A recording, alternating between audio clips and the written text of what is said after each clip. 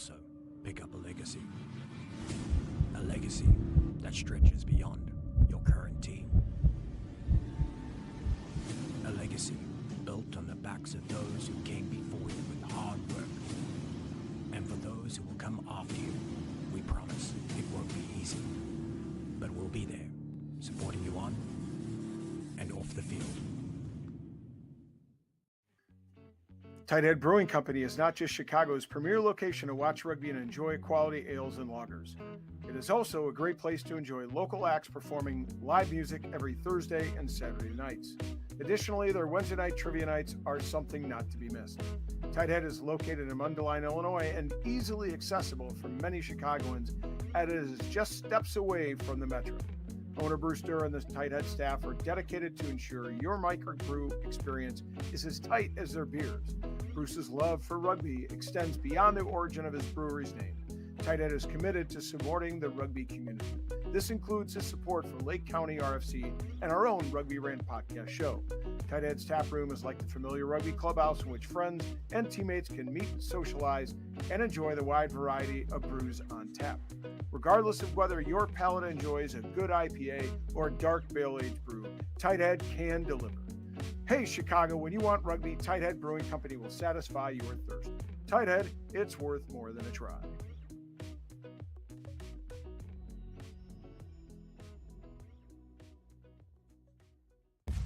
There you go. Okay, all right. You want to talk Matthew Toe at 62 points or Dan Hans at 87 points? Welcome to the Rugby Rant Podcast Show, your premier North American rugby podcast. Growing rugby, one fan at a time.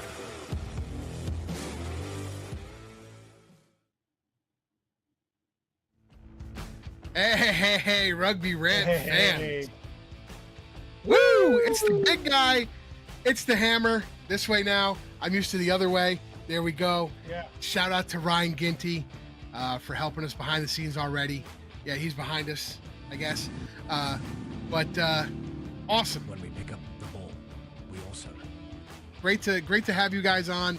We're going to go live real quick with some interviews.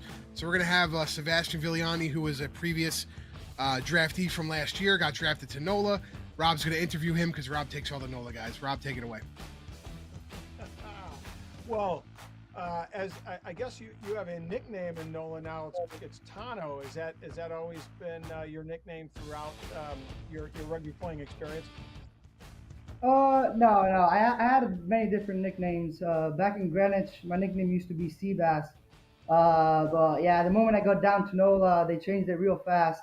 And now some people also call me Cheese, mostly because I used to bring like a big quarter wheel of Parmesan cheese when I first moved down there. So now my two nicknames are Tano and Cheese. Nice. Well, not to be confused with showing somebody the cheese so that they get the yellow card and get sent off. So we don't want to confuse the two. But Sebastiano Villani, welcome to the show, man. I know we've had an opportunity to connect in the past, and it's great to connect with you, particularly today, because you and another guest coming up, Mike Matarazzo, are going to bring the heat because you guys have been there, done that, been draftees, had the experience of going to some teams. We want to tap in to what you guys have to offer. So I want to first start by talking about tonight. We know that the first round, those guys were invited down to Austin to do a bit of taping. They kind of know that they were drafted. You had the same experience. What was it like for you to get that phone call to know that you were going to be going on a trip, going to be doing doing some work with the league and actually being on screen on draft night? I mean, I was extremely excited. As I said before, it was a dream come true. And the moment I heard the phone call, I was almost in tears. But yeah, the moment I got the call, I obviously went straight to my parents and my family. Thanked them for all the work that they did to kind of bring me up and bring me to rugby practice and etc. So it was extremely a blissful day, and I truly enjoyed every moment of it. Yeah, and you kind of have a unique perspective this year as a player that is stuck in NOLA.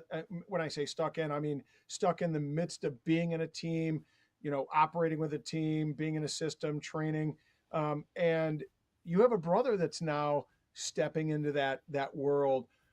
What kind of advice did you give him as he started to think about the draft process? Yeah, I mean, the biggest thing I think, especially in a draft, is your attitude. Most players believe that you can get drafted just through talent and physicality, but a lot of GMs are actually looking on attitude and willingness to work, your work ethic. So my main thing to him was just head down and keep working, and regardless on whether he gets drafted or not, like you should never give up on the dream. That's also what I told him. Like regardless of how it goes, just keep working and it'll pay off in the long run. 100%. As a teacher and a guy who coaches wrestling here in the Chicagoland area, and somebody who's given my advice to my own son who was in rugby, I've always said, if you want to play in college and let's extend that to the pros, you got to love the grind. You got to love it being in rugby with the boys. You got to love going to practice. You got to love, all parts of that environment. Mhm. What do you Especially love most running. about that Um, environment? I- yeah, no, that's definitely the one biggest step between college and MLR is the conditioning. So for all the draft prospects, I hope they're ready to get their conditioning right. But um, But yeah, I mean, the culture at NOLA was outstanding. The moment I got down there, they made me feel just as if I was at home. All the teammates really connected together, and like the preseason is only so long, but I believe the NOLA Gold team really managed to gel very well right before the season started. And we have one of your teammates there on the screen, none other than an absolute legend, JP Duplessis, coming to us from New Orleans, Finn McCool's Pub. They're hosting a draft party. Uh, it, JP, what can you add to that as an experienced veteran who's come from other training environments? What suggestions, what do you tell players that are coming in from the college draft? Yeah, absolutely. I think once you step into the professional arena of rugby, any sport really, just gotta make that step up and make the small changes. But the nice thing about our culture at NOLA Gold is that we've got a lot of guys around to guide and help the younger players come through, which is unreal. So I think all the young players that do join any of the teams, I mean, it's a great opportunity. But yeah, it is a different, between maybe the level below and stepping into that professional level. Yeah, 100%. And JP, you have a guest there next to you. Sebastiano's very familiar with none other than assistant coach for the NOLA Gold, Taylor Howden. Now, Taylor, for those who don't know about NOLA setup, Taylor was the head, had a lot of NOLA Gold feature players, as well as some of those guys coming in from the draft. Taylor, let's tap into this. What can some of those young guys, some of those draftees, and we know NOLA has three of them. What can those guys expect? In the days and weeks after the draft, as far as connecting with the gold and preparing for that ARP season.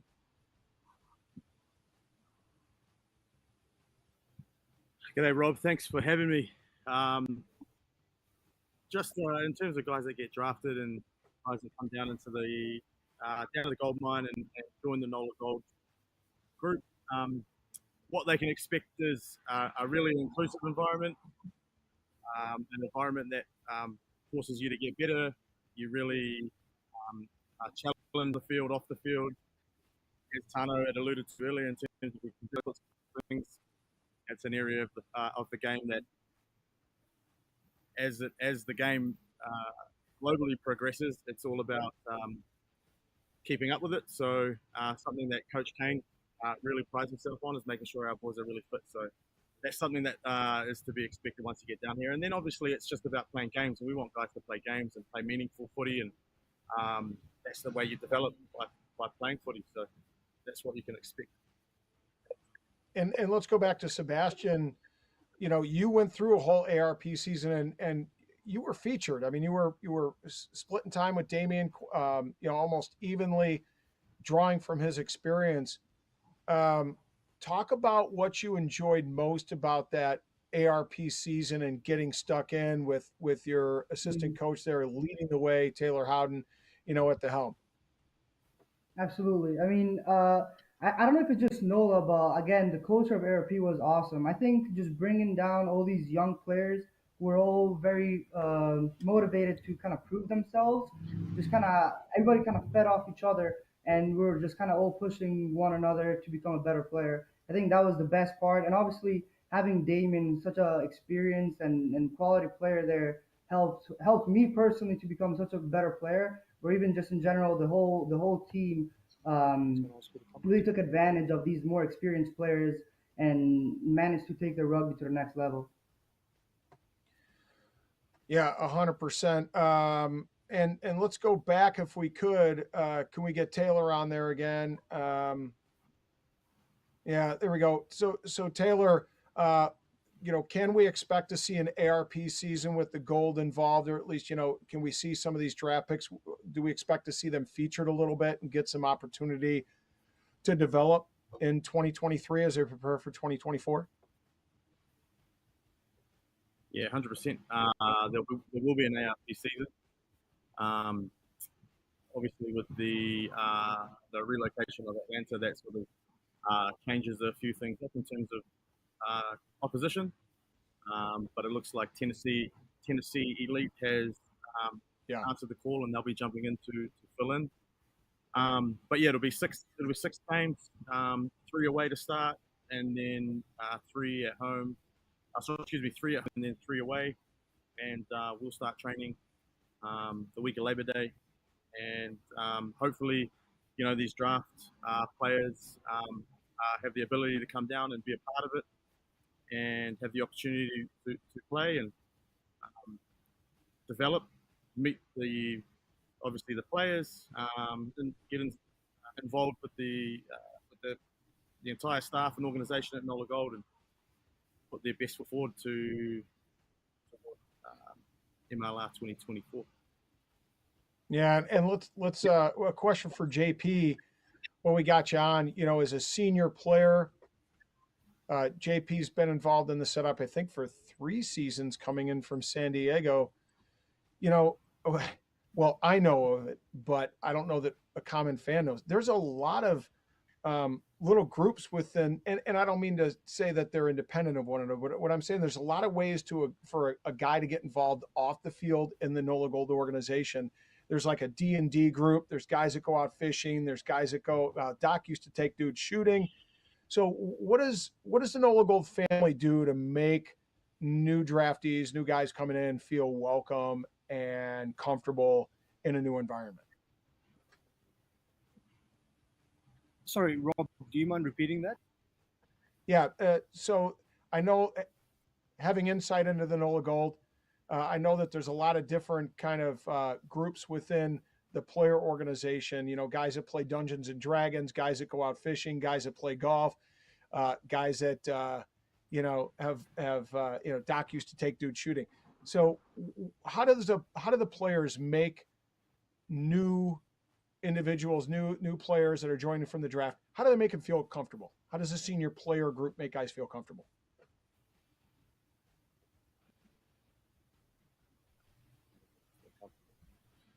I think within our culture, it's unlike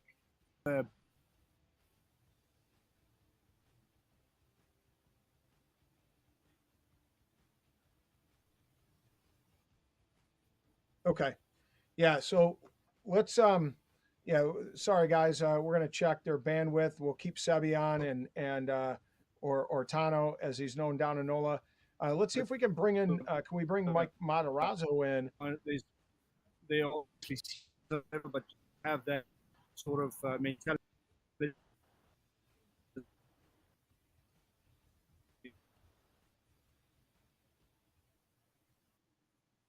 Okay. Okay. Yep. Yeah. All right. Yeah, we're welcoming back Scott, of course, my broadcast partner, and we've got a new guest as promised. Somebody that I've gotten to know over the last season, Mike Matarazzo, here with the Chicago Hounds at flanker. Welcome to the show, Mike. Yeah, thanks for having me. Cheers, man. It's always good to see you. Love getting to know you over the course of the season. We visit with Sebastian just about his experience as a draftee. Mike, let's check back in. A couple years back, draft night. What was your experience like when you heard your name called? Who were you with? How did you celebrate?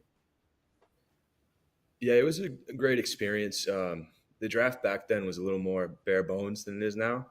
It was basically just a webcast with some pictures photoshopped in. So it's good to see that they're developing draft now and actually bringing guys on site and making content and stuff like that. But mine was interesting because it was in the middle of COVID, and a bunch of my friends and I had taken a cross country road trip at the time. So I was in the middle of nowhere, like Montana, Idaho, barely any cell service. So like days before the draft, I'd be trying to talk to coaches and general managers, and I have to drive miles into a city just to get cell service. So that was an interesting experience leading up to the draft. But then the draft itself, it was nice because unfortunately I wasn't with my family at the time, but I was with a lot of my close friends. We were all together, so we just went to a bar somewhere and watched it, and it was a great night. Awesome. So, and let's again, bring in Sebastian. You had a little different experience. You knew kind of ahead of time that you were being drafted, and then had and were invited in for last year's celebration. How did you celebrate with your folks, your family, when you got back to your home there? Yeah. And I think it's good. I mean, being Italian, first thing was a massive table, huge cookout, prosciutto, parmesan, the whole nine, a little bit of champagne. That was the main thing. Who made the And gravy? That's obviously, what Scott. No, who made the gravy? come on, my mom. She knows how to do. She knows exactly what to cook. She's a perfect cook. Same with my dad. But yeah, we had a massive feast, and then obviously the draft came on, and yeah, my dad was ready to spray the champagne everywhere. So it was a great time, and as my dad put it, you only get drafted once. It was a huge festivity here at the Villani house, and probably one of the best days ever because it was also my birthday. So it really couldn't have gone any better. Awesome. That's amazing. I don't think I'll ever be more Italian than Sebastian Villani walking with a wheel of Parmesan in New Orleans. I'm just saying. Well, I everybody who's watching offset, I was saying, we're going to rename the show Three Italians and a German, but you guys probably all don't know. I'm actually more Italian than I am German, so it's four Italians today. So, Mike, you were drafted by Atlanta. You were then went down to Dallas, and now you're with the Hounds. You have kind of an experience that I think a lot of collegiate draftees have had, where you've really had kind of gone a unique path. What advice would you give to these guys, maybe that aren't drafted tonight, that are free agents? What would you tell them? I mean, the good thing about it now is there's a lot of opportunities if you're not drafted. Like we spoke about the ARP before. Like there's leagues where coaches and general managers can still get looks at you. There's club leagues all over that a lot of MLR guys play in the off season. So it's not like you're playing a low level of competition. If you want to find decent competition, you can. And eventually it's just about, if you play well enough, hopefully the right people are there to see it. And if you have talent, MLR clubs will bring you in eventually. Yeah, and I want to just hook onto that real quick, because for those that don't know, Mike was up here in Chicago applying his trade with the with the Griffins, excuse me. My apologies. With the Griffins, and they won the Midwest Championship. What's that? You'll get me killed if you're I'm playing for the Lions. Yeah, well, they'll probably kill me anyway. I'm a Blaze guy. But yeah, I mean, Mike came up here with the Griffins. How did you make that connection, by the way, and end up with the Griffs?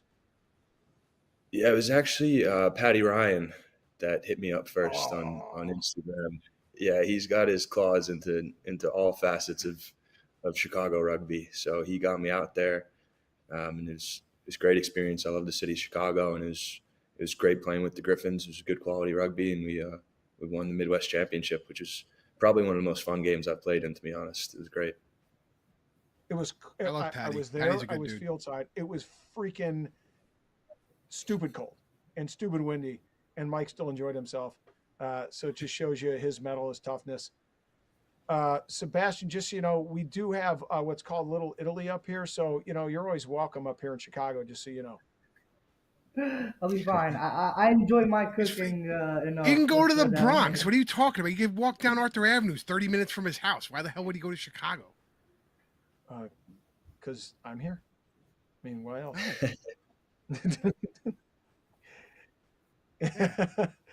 So, now, so real quick to both you guys, again, having been through this process, gone through some preseason, whether it be in the ARP or with the D1 club, you know, on the Midwest Championship.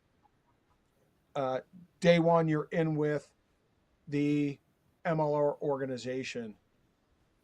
Give guys 3 bits of advice, each one of you. So, Tano, 3 pieces of advice Yeah.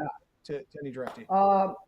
First thing, definitely be a sponge. Just make sure that you're absorbing any information that any player or anyone who's been through the process is giving you. Like, especially first year, just remember that this should be mostly a learning experience, and don't expect too much. You know, don't expect to be playing right off the bat, but just head down and make sure you're learning as much as possible. Another thing is make sure you're fit. That's probably one of the best advice I could give. The conditioning level compared to college is at another level. It's just a step above. So like if you're getting drafted, you know, you want your Bronco to be at least below 5 if you're a back. If you're a forward, 530. So these are like certain metrics that you really have to hit. And then the last one is just have very good work ethic. You know, a lot of coaches, yeah, they're looking for good skills, but work ethic and the willingness to keep working and keep grinding is going to go a lot further than any skills that you have. Mike, what are your 3 bits of advice for the guys that get drafted tonight, or even those free agents that maybe had hopes of getting drafted that are going to have to apply their trade and kind of work themselves into a team? Yeah, the first thing I'll say is, especially in that first year, don't be too hard on yourself. And this was something that I was not very good at. No matter what level of college rugby you played, the MLR is going to be a big step up. It's going to be a jump. So there's going to be growing pains. It's not always going to be easy, but just allow yourself to make mistakes, because that's how you're going to get better. And then second, this would be more for the forward specifically, but I'm sure it's valuable for backs as well. But really focus on and study up on set piece. For me, that was the biggest jump from college rugby to the MLR. The line out, especially me as a a jumping flanker or a lock, the line out is worlds apart from what it is at the college level. And then, for front rows and for second rows as well, the scrum is such a big difference. You just have to get better at that quickly. And that's probably probably a reason why young players don't play early on in their careers, is because they're not as good as they should be in the set piece. And then third, something not even really to do with rugby, but more off the field, is just enjoy the people around you and enjoy all the different cultures around you. I think that's one thing I've enjoyed most in my career, is meeting people from all over the world and experiencing things they've grown up with, their cultures, their families. And if you do that, it's going to make your whole experience better, regardless of how things are going on the field. Oh, amen to the last. By the way, for free agents, guys who might be free agents, guys who get drafted, 6 great pieces of advice from 2 guys who have been through it, been there, done that. Awesome and sage advice.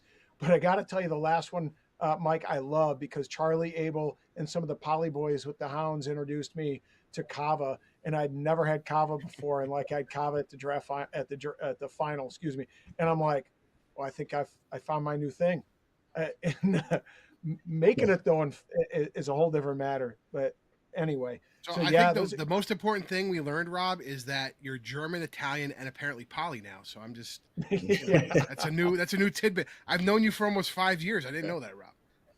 Yeah, well, Charlie converted me. So yeah, great advice, and I think, Mike, that one, allow yourself to be willing to make mistakes. I think that's one of the things that some of these individuals in this draft class can really benefit from hearing over and over again, right? Because you're 100% right. If you're afraid to make mistakes, you don't take risks. And if you don't take risks, you don't learn. You don't learn how to improve your game. And I think that's important. But it looks like we've got the draft show started. It's gearing up. But I want to throw a shout out and thank Sebastiano and thank Mike for joining us. Their expertise just in that last little bit alone was freaking awesome. Thank you so much from the bottom of my heart. As a guy who has a foot in both New Orleans and in Chicago, I'll be changing shirts at some point today. Thank you so much, gents. Well, I gotta give a shout out to my guys at the Hounds too. So, well, thanks for having us, guys, and thanks for all you do for rugby. Yeah, it's been a lot of fun. Thank you for everything. Appreciate it, fellas. And you don't get too crispy out there, Mike and Sebastiano. Just do a few push waves, okay? So you can keep your fitness up. Will do. Cheers, boys.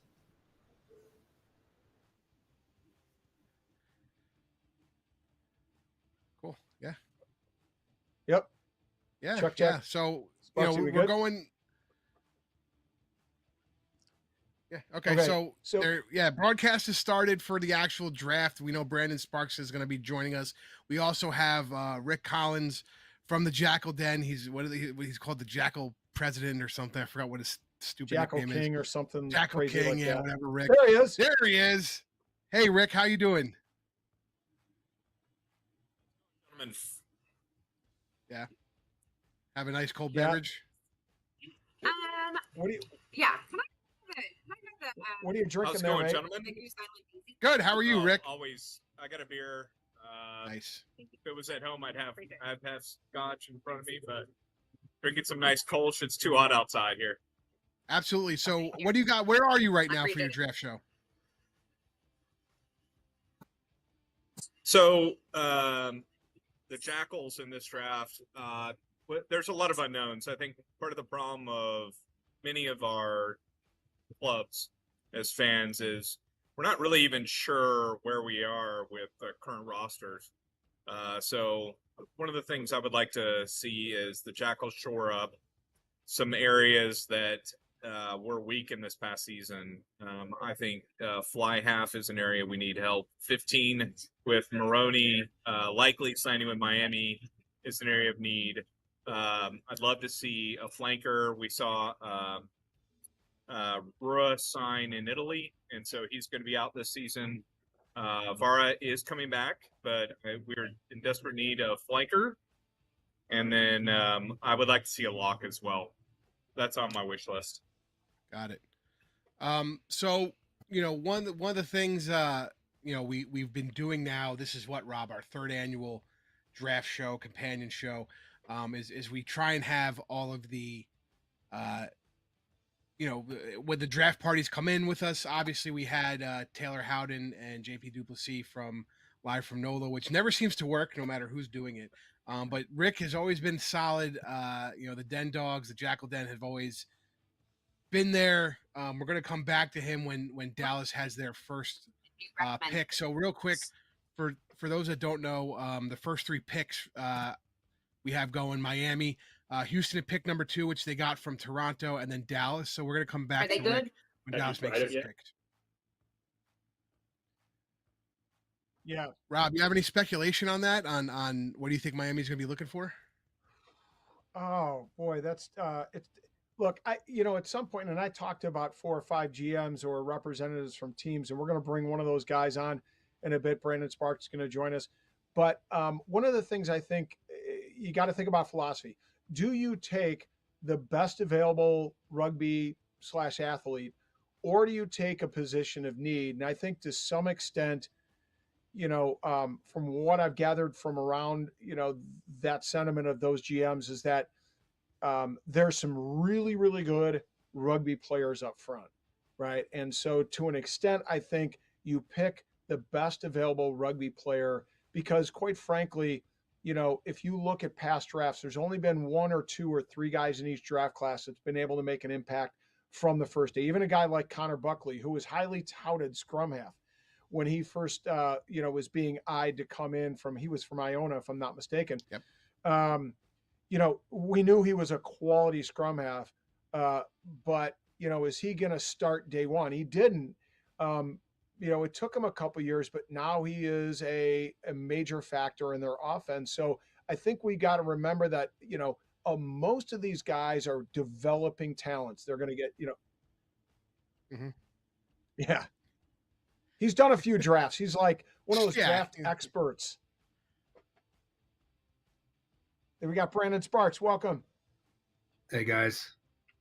How you doing, Brendan? It's good to have an expert like Brandon Sparks, and he and Fitz are the 2 guys that absolutely just loved the draft. So what are your thoughts on that? When you're talking about, again, only 1 or 2 or 3 guys maybe are going to be impact players in the first year. What are you looking for? Are you looking for best rugby player available, or are you looking by position? Yeah, that's a good question. I would look at it in 3 different categories. So pretty much if you have like the top 5 picks, especially the top 3, you have the best chance to take somebody that's going to contribute. So right away. So making sure that you know who those are, and then taking one of them. Once you get into the middle of the first round, you're looking at probably a year to 2 years of development.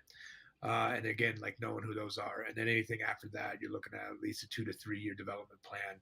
So like in that first tier, you look at pretty much the best available that's going to contribute. That second tier becomes a little bit of best available versus future. And then that third tier, look at it as like, we're going to sit on this and we're going to wait it out and give that player some time to develop. So, it really comes down to the organization's philosophy around development and if they're patient enough to put some equity that will collect some interest. Yeah, and we see you're wearing a Collegiate shield. You had a huge hand, and that was your brainchild. You guys developed it down there in Utah, and you were there this year. Who's the best available in your mind? I think it's going to be Ricky Rose or James Rivers. I was tweeting about it earlier this week. I think one of them will go number 1, but I don't think the other one will go number 2. I think that's just probably the lay of the land. But those 2, like there's a premium on front row players and there are premiums on international sized locks, and both of them are international sized locks. The other interesting one is Charlie Overton, who's probably the sleeper because his information was wrong in the play wise. So I don't think he was listed as 6'3", but I don't think people understand that he's probably closer to 6'7", which is a significant increase in height. Well, that makes a huge difference. When you say that, I remember seeing his name, and nothing really stood out. And I don't know that I can't remember if he was in the Shield or competed that or not. But yeah, if you don't see him there, you probably didn't know much about him. But when you add 4 inches, that means a world of difference when you're talking about frame and stature on the pitch. Definitely, and I think I'm sorry, Brandon, but we say it on this show all the time. God can't teach height. So if you're having those guys that are legit lock-sized height, that's something you're going to want to go for, I would think, in the draft because you can get them their rights. Yeah, I mean James and Ricky are essentially like what the other one has, the other one doesn't. So it's an interesting contrast between the 2. Oh, the first one's in. Yeah, it looks like we're going to get the first pick here. First pick in the draft. Miami. We talked about the Miami being the first pick. Right. We're going to and first pick, and it looks like it is Ricky Rose. We just talked about locks, and you can't teach height. And look at the man coming in. So Brandon Sparks obviously knows what he's doing. Talking about one of the 2 best players in the draft going number 1. How about that? 6'7", 250 out of St. Bonnie's. St. Bonnie's has been hot for the past few years, getting a lot of guys coming in. As a matter of fact, former iron worker, I'm going to say former because Eamon Matthews just hung up the boots on his professional rugby career today, is a St. Bonnie's guy. But they've been kind of been sprinkled all over the league. And again, I think as for Miami, great pickup. Obviously, best player at the Collegiate Shield. Again, 6'7", you can't teach that height, and he's coming in at 250, so he's a solid 6'7". He's not going to need to put weight on as much as he's going to just need to get into rugby shape and maybe cut down another 5 pounds and get kind of that baby fat off of him. But if you got a guy, very Nate Brakely likes to do work in the breakdown, likes to clear guys out. You want an aggressive lock. I like guys who are mean. Yeah, and again, the second year in a row that we see a lock go first in the draft, and Sparks, it kind of seems like that in the MLR, when you talk about MLR readiness, it's the trend seems to be that forwards, like your second row, back row guys, seem to be the most MLR ready. Can you enlighten fans who might be watching why that is? Yeah, I mean, there's two disposable, and I don't like using the word, but I think it's probably the most accurate. There's two disposable positions on the field. It's flanker, back row, and wing. They usually command the most amount of salary cap, and they're easily replaceable to a certain degree. I think the skill set is ingrained a lot earlier for forwards, change of direction, ability to play low, like Ricky plays really low for being 6'7". So I think it's just a combination of those two things that go a long way to making sure that forwards can transfer into the league right away. Yeah, and here we have, looks like the second pick. What do we got there, Scott? Again, this was Houston taking the number 2 pick from Toronto. We have Max Schumacher from UC Berkeley. Max, fly half, listed as fly half center, back 3, 5'10", 195. I think Houston, for me, good pickup on Houston. You want to get your fly halves early, in my opinion. You want to get them from the draft. You want to get them young, and you want to get them behind guys that they can learn from, and obviously looking at his highlights here, that was a great 50-22. Yeah. I'm sorry. Now, I'm looking at those highlights. He's just, yeah. You saw him perform at the challenge. That 50-22 was something he does with a fair amount of consistency in his play. Does he not? Yeah. His footwork and ball skill there. Yeah, he's a good little baller. I would probably expect to see him feature in the back 3 first before he moves into the 10. But, Houston does love their Cal guys. So he's got a good environment to go in down there, and he'll learn something from Heineke and Pote. Yeah, I had not, and Houston had an opportunity to see him feature down there at obviously the national championship too, and he, Cal put on a great performance, early on, kind of got nipped in the butt there in the end, but he was a hell of a player throughout that game, and obviously, it's good to see on him. People complain about. The MLR, it should be developing more Americans, and that's true to some extent, but we also know that it's a business. What's good to see about Houston pick up somebody like Shu is that here's an opportunity for a fly half to develop that's in the American pipeline. Mm-hmm. Yeah, definitely. And I think there needs some depth in that position at the international stage. Yeah. Oh yeah. And we talk about the position of lock. I mean, look at the locks we have now. We have locks that are getting older, and especially if we're talking about the next 2 rotations of the World Cup, we're going to see some drop off, and as those guys are getting older and older. No offense to my buddy Nate Brakely, but he's like around my age, and the next rotation is coming up. And me and Rob are firm believers of what we now call the France way. Maybe we should just start bleeding guys way too early to get us ready for the World Cup that's going to be here. But no, I think you're right. I think, again, putting him in the back 3 and, in practice, letting him learn what he needs to learn.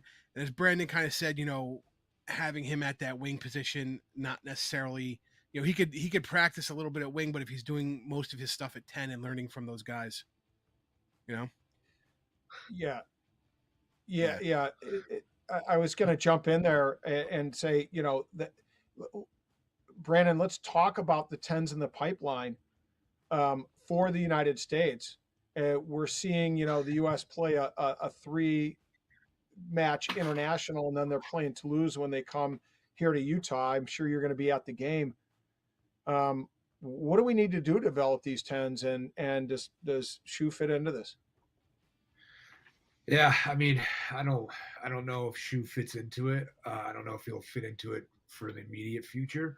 But like, I think it comes down to the development model that needs to be implemented.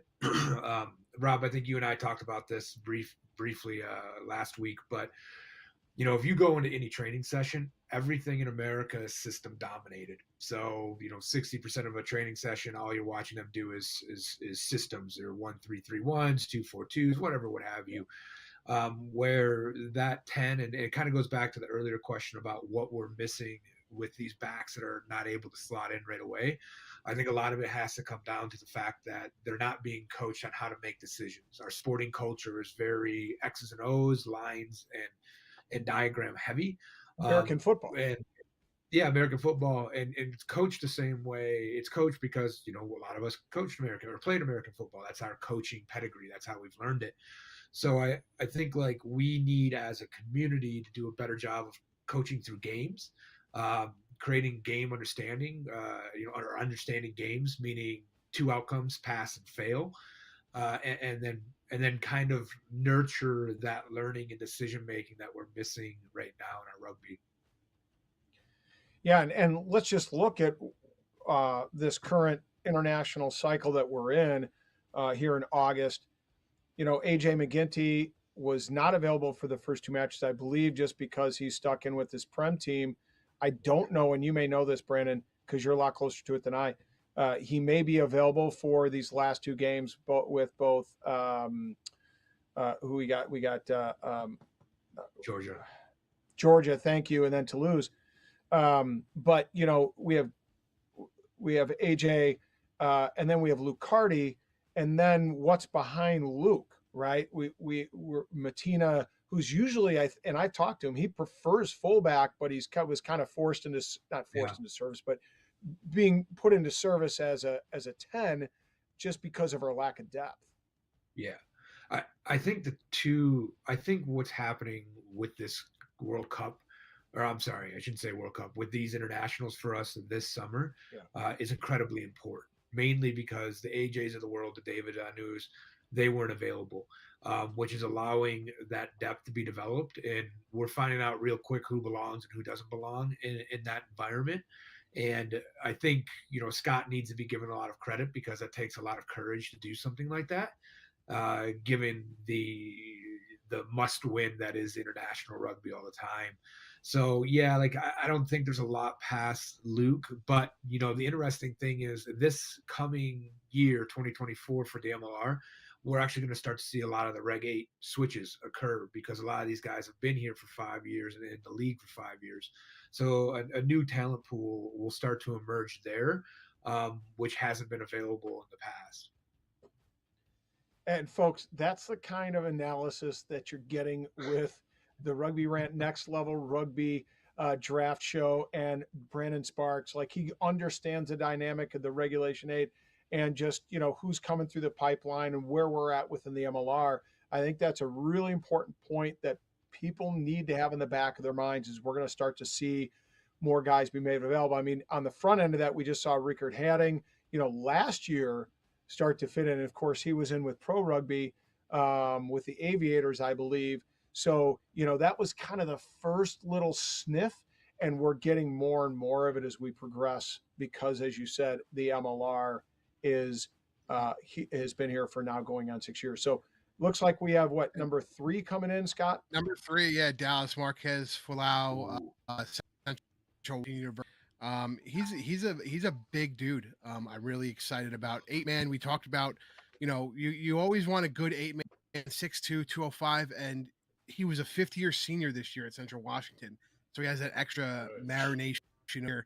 And real quick, you were talking about Chris Matina. Chris Matina actually had his own kicking and kind of how to learn to decision make camp, the CM Academy he called it, when he was in New York. So you know. But yeah, let's bring in Rick Collins over at the Jackal Den Watch Party. Rick, Hey, what do you think of your pick, I'm never buddy? going to argue with bringing in a back row. That worked out well with Well, Gola. it's what you said, right? Although It fits within what you wanted. it's exactly what we wanted. We knew Rora was going to be gone. Love to see not only a back row come in, but an American back row. Add that to what Gola brought to us last year, and playing at lock, really, even though he came in as a back row and playing with the U.S. as a back row. I love it. We've got a lot of flexibility. He's a really dynamic ball handler, and I think defensively he matches up to what we expect to see from our defense, hopefully going forward. Because one of the concerns after year one with how bad or how good the defense would be last year, and it was much better. And clearly, he meets the qualifications for the defense that we want to put out there for this next season. So I'm excited. He matches what we need. From a good program and a big boy. So hopefully a good ball carrier as well. Yeah. Your thoughts on this pick, Brandon? Yeah, I mean, right off the bat, he's probably going to need to put in some weight. He came in a little light. Great character guy though. There was a family member that was close to him that passed away the week of the Collegiate Rugby Shield, and they actually postponed the funeral so he could come in and participate in the Shield. And his time at the Shield took him from a relatively unknown and put him up into this number 3 spot. I think it's a great pick. You know, Santi needs to be given a lot of credit because Santi does a really good job of drafting down there in Dallas, and he definitely fits the bill of a immediate starter. And it looks like we the got Chicago Hounds first pick is coming in. I have a feeling it's going to be a little more local of a pick, you know, with what you guys need. And boom, Chicago coming There's in Sam with the Harris. pick. There's Coach Sam Harris. Noah all the coaches Brown. Yep, there we go. A couple of the GMs were also made it. So yeah, we have Noah Brown coming in from Indiana University. I think you're going to see a lot of local guys coming into these picks here. I think the teams have now kind of understood the formula they want to go through to get these guys, you know, Noah being a local guy. Yeah, I mean, for those that don't know Noah Brown, Indiana University, he and Will Chevalier, both products of IU, and both of them actually featured in the U23 development team that was in Rugby Town that lost a close one to the Jesters. And then I think both of them were actually in the USA camp that went to Hong Kong, if I'm not mistaken. So they've had, you know, I think so. Both of them have had some opportunities to play in with the Sevens program. Sparks, what are your thoughts on Noah Brown? What do you like about him? I mean, they're even more local than that, guys. They play for the Chicago Lions Sevens all summer too. So yeah, both of them are products out there. I mean, the kid's a natural finisher. Again, he's got that 7 body, so he's probably going to have to put on about 10 to 22 pounds of weight to take the brute beating that occurs in the MLR week in and week out. But that kid's great, man. That kid's great.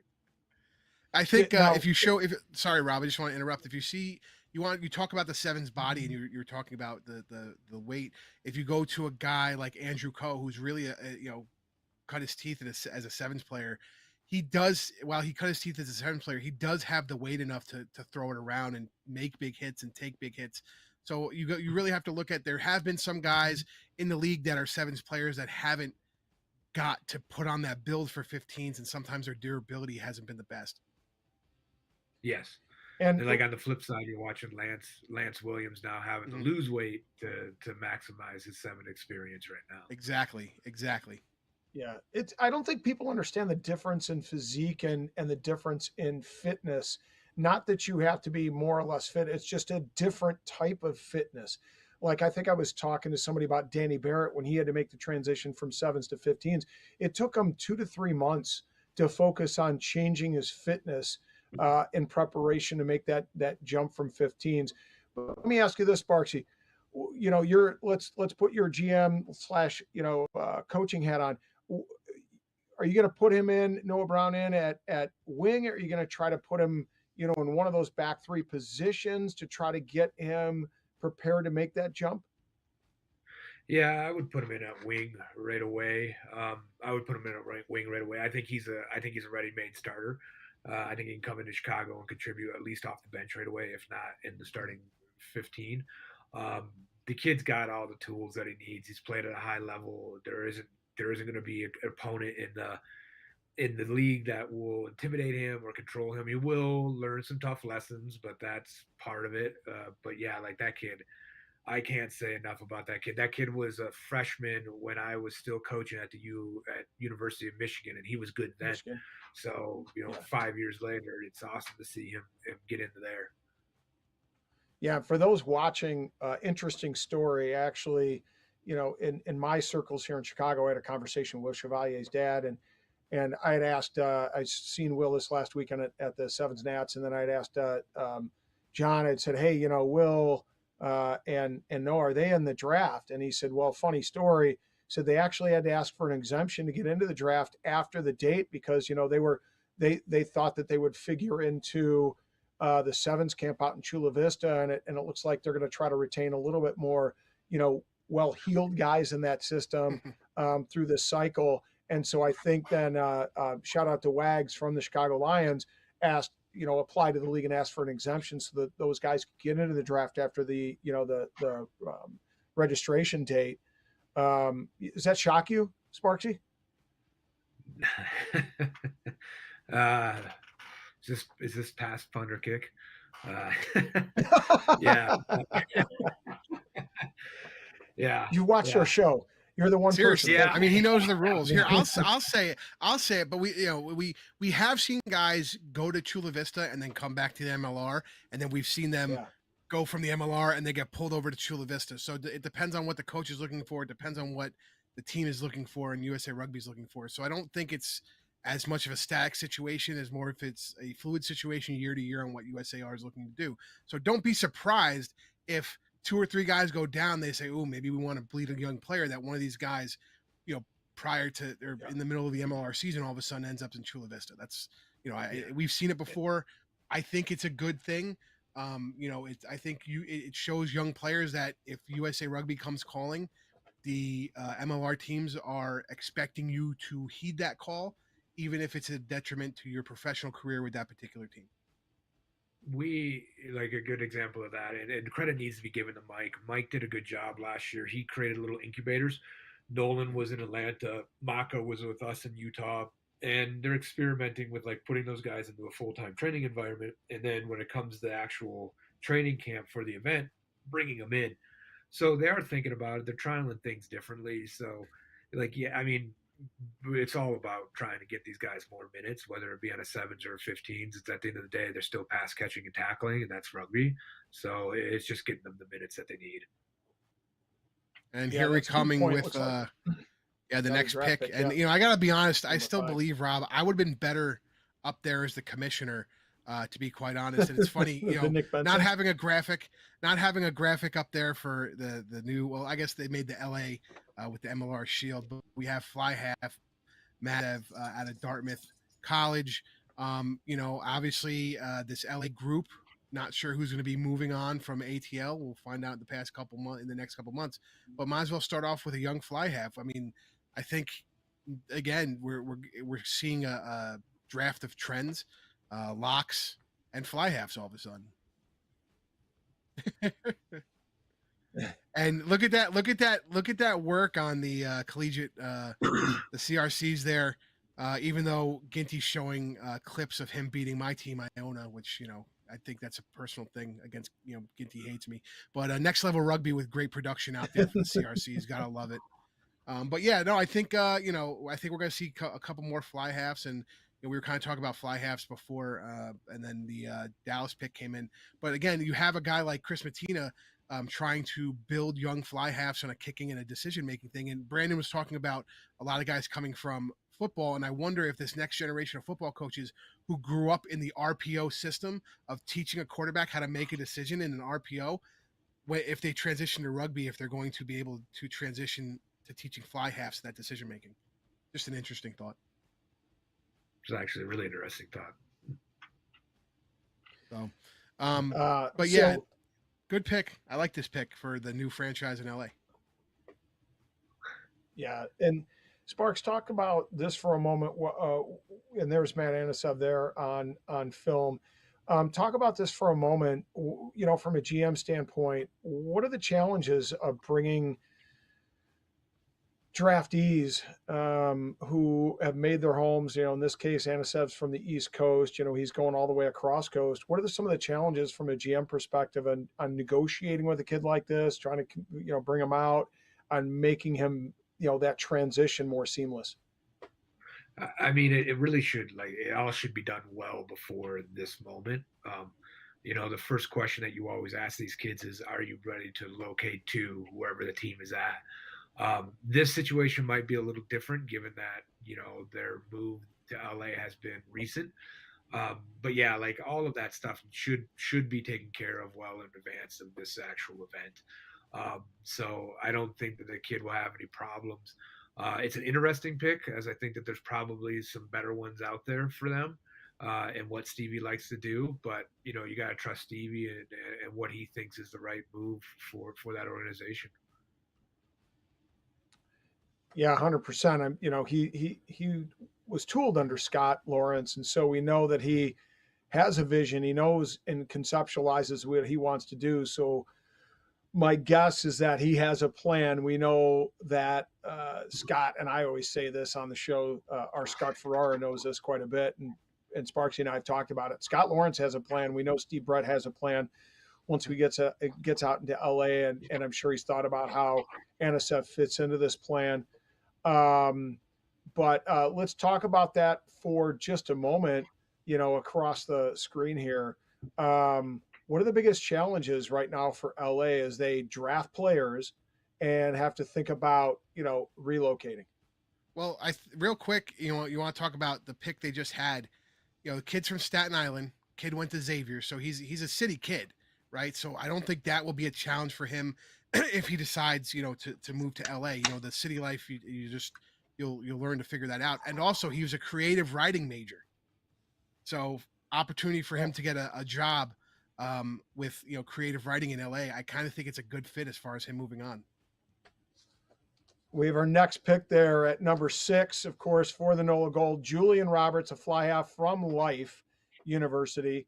Obviously one of those top flight picks, or top flight, universities in college rugby. Is this, Sparks, is this a guy that you think is MLR, can step into the MLR system in fairly short order? Yeah, there will be concerns over his size. He is a little bit smaller, but I think the kid's got the ability. What you're going to see with almost any of these fly halves that are drafted, they'll start them on the wing, and then they'll move them back to 15, and eventually they'll move them into the 10 shirt. It'll be probably about a 3 to 5 year transition period. A good case study of that is somebody like Mika Cruze, that was almost exclusively a wing. Yeah. And then in Utah is featured as a 15 and as a center, and is now playing international rugby as a 13. So I expect Julian here to probably follow that same path, start on the wing, play a little 15, and then eventually get a crack at that 10 shirt. Yeah, and it was if I'm not mistaken, it was Duncan Van Schalkwyk, I believe, that was out of Life University and played number 10, and then transitioned to ATL, and now we're seeing him being much more of a feature at 10 in the MLR. So it happens, and it's something that happens. But as you say, it takes a little time for these guys to develop and make that jump. The interesting thing about him too is that he's actually an attacking 10, which there isn't a lot of those in the league. Most coaches in the league favor a distributing 10. So for him to have that option to be able to crash a line, play the ball at the line, that's going to probably make him a pretty unique prospect over the next few years. Yeah, and it's interesting. You talk about attacking versus distributing 10. I don't like my 10s I don't like my 10s attacking a lot, right? Especially with some of the, an undersized 10 facing some of those guys that are running around the flank, when you got a guy like Sam Gala potentially at 6'6", 6'7", where, 260 ready to, clean your clock. You don't like that too much, but they have to be able to have that dangerous element to them to keep defenses honest. Because if you know that they're going to distribute, or you know that they're going to try to put that ball through in some way, whether it's a wiper or a grubber, then it kind of takes away a dimension of the attack. So you're all, it's good to have somebody that has that mindset that they're willing to look for a soft shoulder or a gap in the defense.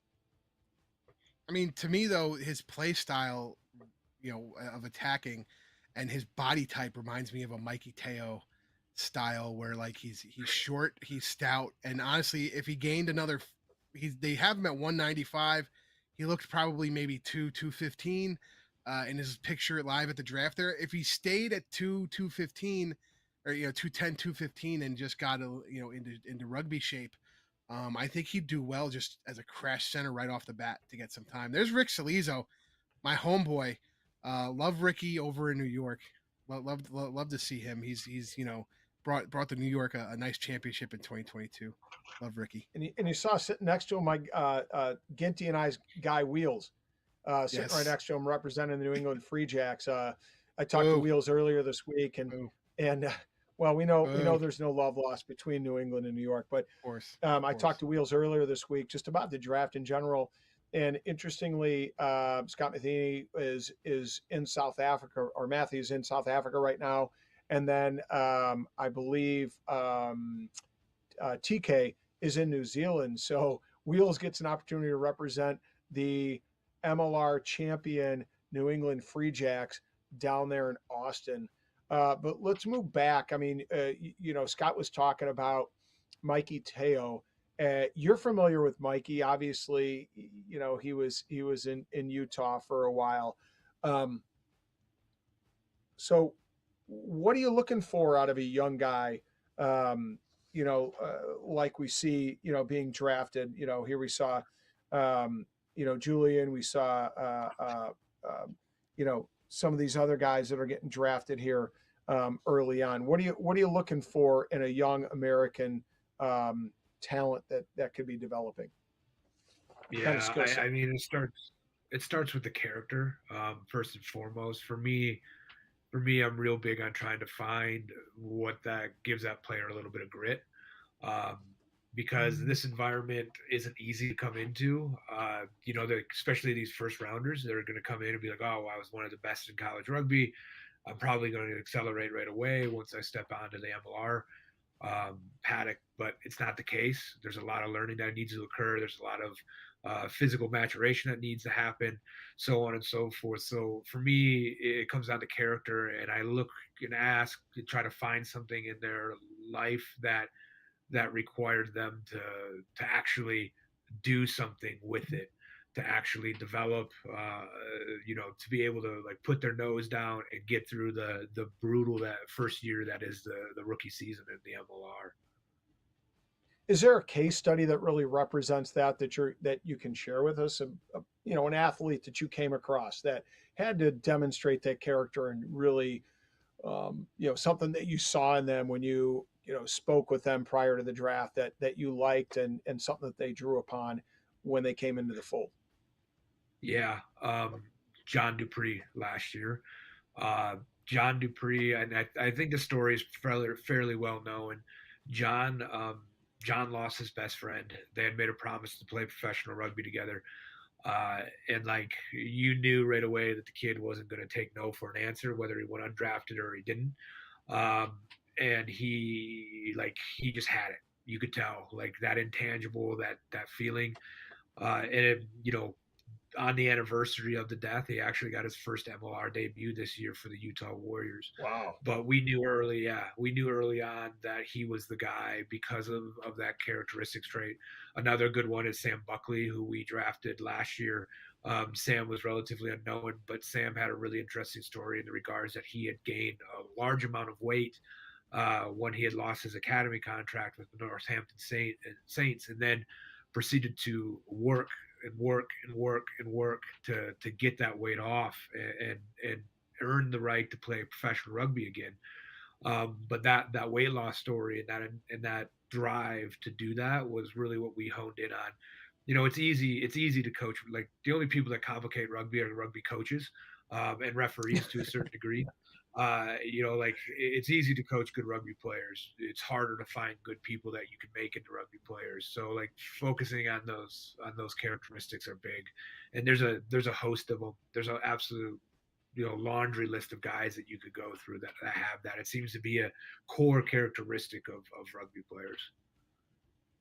Yeah, and for those again watching at home, you see Petrie there talking with GM of the NOLA Gold, Ryan Fitzgerald, and I know Ryan well, consider him a friend.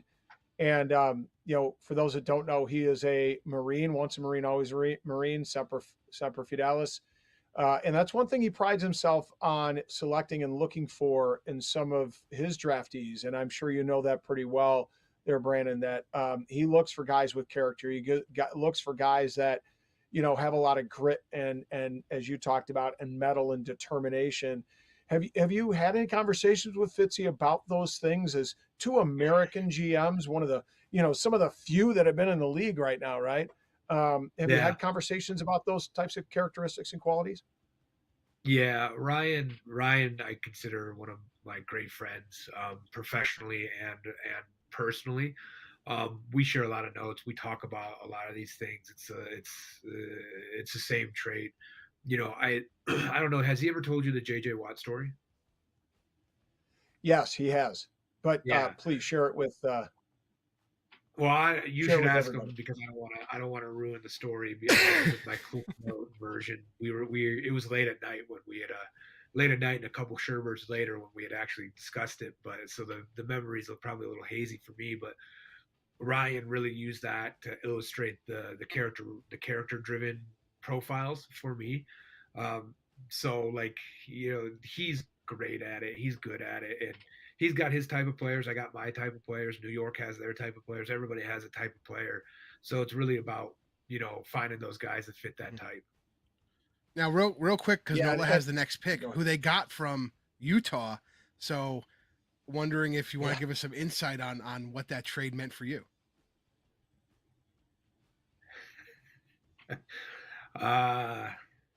Yeah. Run, pass, or kick. Is this a run, pass, or kick question? Yeah, run, pass, or kick.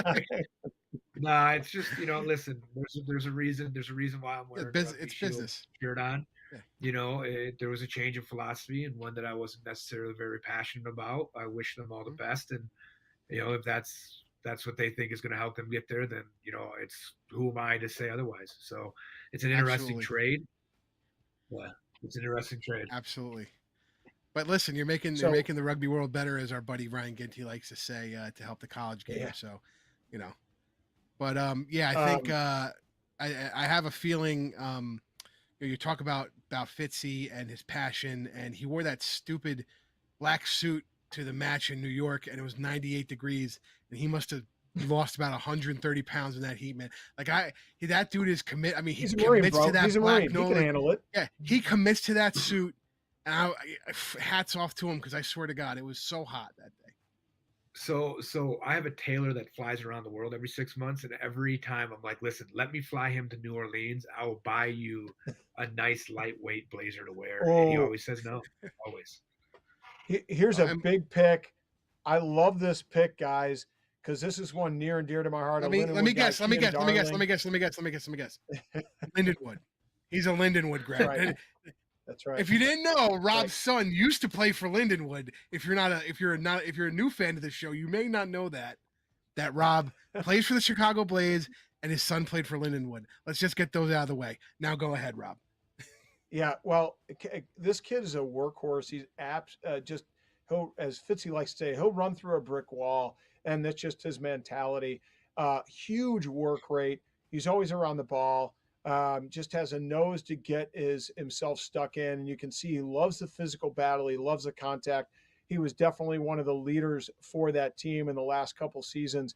And quite frankly, Lindenwood has a history of having some really, really good flankers. Wesley White, Michael Duvall, and Kean Darling is going to kind of continue that evolution of the Lindenwood back row player coming in here. And there's Kean on the screen there.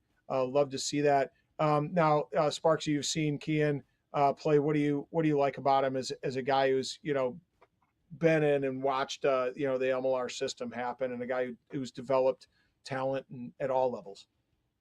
I mean, first off, let's call Lindenwood what it is. That's Rugby U. So the credit needs to be given to Josh. Like, I know. You heard it. I hear every friggin' day with these two. Rugby U. Jesus Christ. Rugby, the Rugby U. So yeah, like just he can get over the ball. He's going to be good, man. He's another one that probably just needs to put on some pounds. Just for those of you that can't hear our producer, Ryan Ginty goes, I have nothing close to it, but you know what I have that Rob doesn't? An MLR shield. So, I'll take that. I'll take that. Yeah. Sorry, Sparks, you were saying he likes to get over the ball. Yeah, he likes to get over the ball. He's a good little player, man. He just probably needs to put on a little bit of weight. Like, I think what you've seen with Malcolm May down there in NOLA, that's probably going to be a similar projection for him. And we saw Malcolm May play a big feature in this last season. I think it was 40 of the year for the NOLA Gold. I think one thing that we got to remember as maybe folks do or do not know, but NOLA actually traded away to get into 2 picks, from Utah, but they traded away to get into the first round with 2 picks. And one of them was from Seattle. They traded away Devin Short, and Devin Short is a hell of a player. He went down to South America last fall with the Falcons. Like they needed to find somebody else who could potentially work in that system. We got the number 8 pick. Scott, you want to talk about this one? Sure. So Nick Lapinese is a local guy playing his high school ball at Pelham. You can actually see Pelham High School from Memorial Field, the new home of the Ironworkers. Going up to Fairfield U, which which makes sense. Again, another local school in Connecticut. Coming out, back row player, very excited. I know New York is excited, and I believe he's going to be playing at Nyack come the fall to get him prepped. Nyack, Old Blue, and White Plains being the 3 feeder teams for New York. I doing some research on some guys, getting some insight. He was a 2022 All-American in rugby, and he had a little blurb. They were asking him about players going to play rugby. He said there's going to be a lot of bumps in the road. It's going to be a lot of bumps and bruises along the way, but seeing it through is the best decision I ever made. Go watch rugby highlights, join your local team. Once you get into the sport, I promise you'll fall in love with it. So, I mean, not only is he a guy who I think will do well coming into the Ironworkers rotation of great back row players, he's a young player. He'll learn a lot from guys like Brendan O'Connor and Pago Heine and whoever we're going to have, Brad Tucker, this season. But just to be the guy to call people out and say, go join up and come to a sport because you'll love it and stick with it no matter where you are in the sport, I think is when you have a kid who's going to say that in an interview, I think that's the kind of kid you want. That's you could tell he's going to be one of those guys that has the camaraderie for the team. Speaking with GM Stephen Lewis, the Lizard, my boy, he said, there's going to be a theme in this draft, and you'll see it with the next 2 picks. And hopefully you guys will figure it out. But I think this is a great start for New York. And again, local kid, staying in the tri-state area. He's going to start doing some stuff with Nyack and start like that. So. Yeah, I mean it's a unique pick, especially because as we just talked about Rugby U, Fairfield is probably not Rugby U, it's probably Biochemist U, or Business Management U. Yes. Not that there's anything wrong with real jobs, okay? But Thank you, this one, yeah, this one's really unique because New York has a pretty. Listen, I'll give credit where credit's due. Steve Lewis, he's smooth operator, man. And Steve figured it out, and then TK figured it out. But they use that NCR All-Star event as essentially a scouting combine for the draft.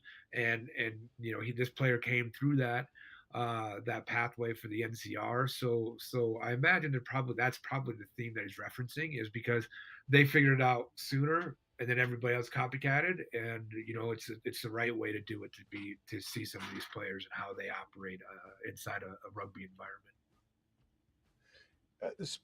Brandon, if you could talk for just a moment, because again, we're going back to that trend. New York has a history of selecting guys that are from that tri-state area that are close to New York. Obviously, we talked about Bucks before, and John Powers. John Powers, Matina. Got to start with Rugby New York. So Sparks, I mean, you guys did that in Utah when you were there. You had a lot of guys that were from that area that were local. How important is that to helping a new player, especially a young player, acclimate to the MLR environment? Yeah, I mean, if organizations are smart, they build like an MLR light version of it during the off season, where they get these players in there. They're used to the training, they're used to the coaches, they're used to the standard.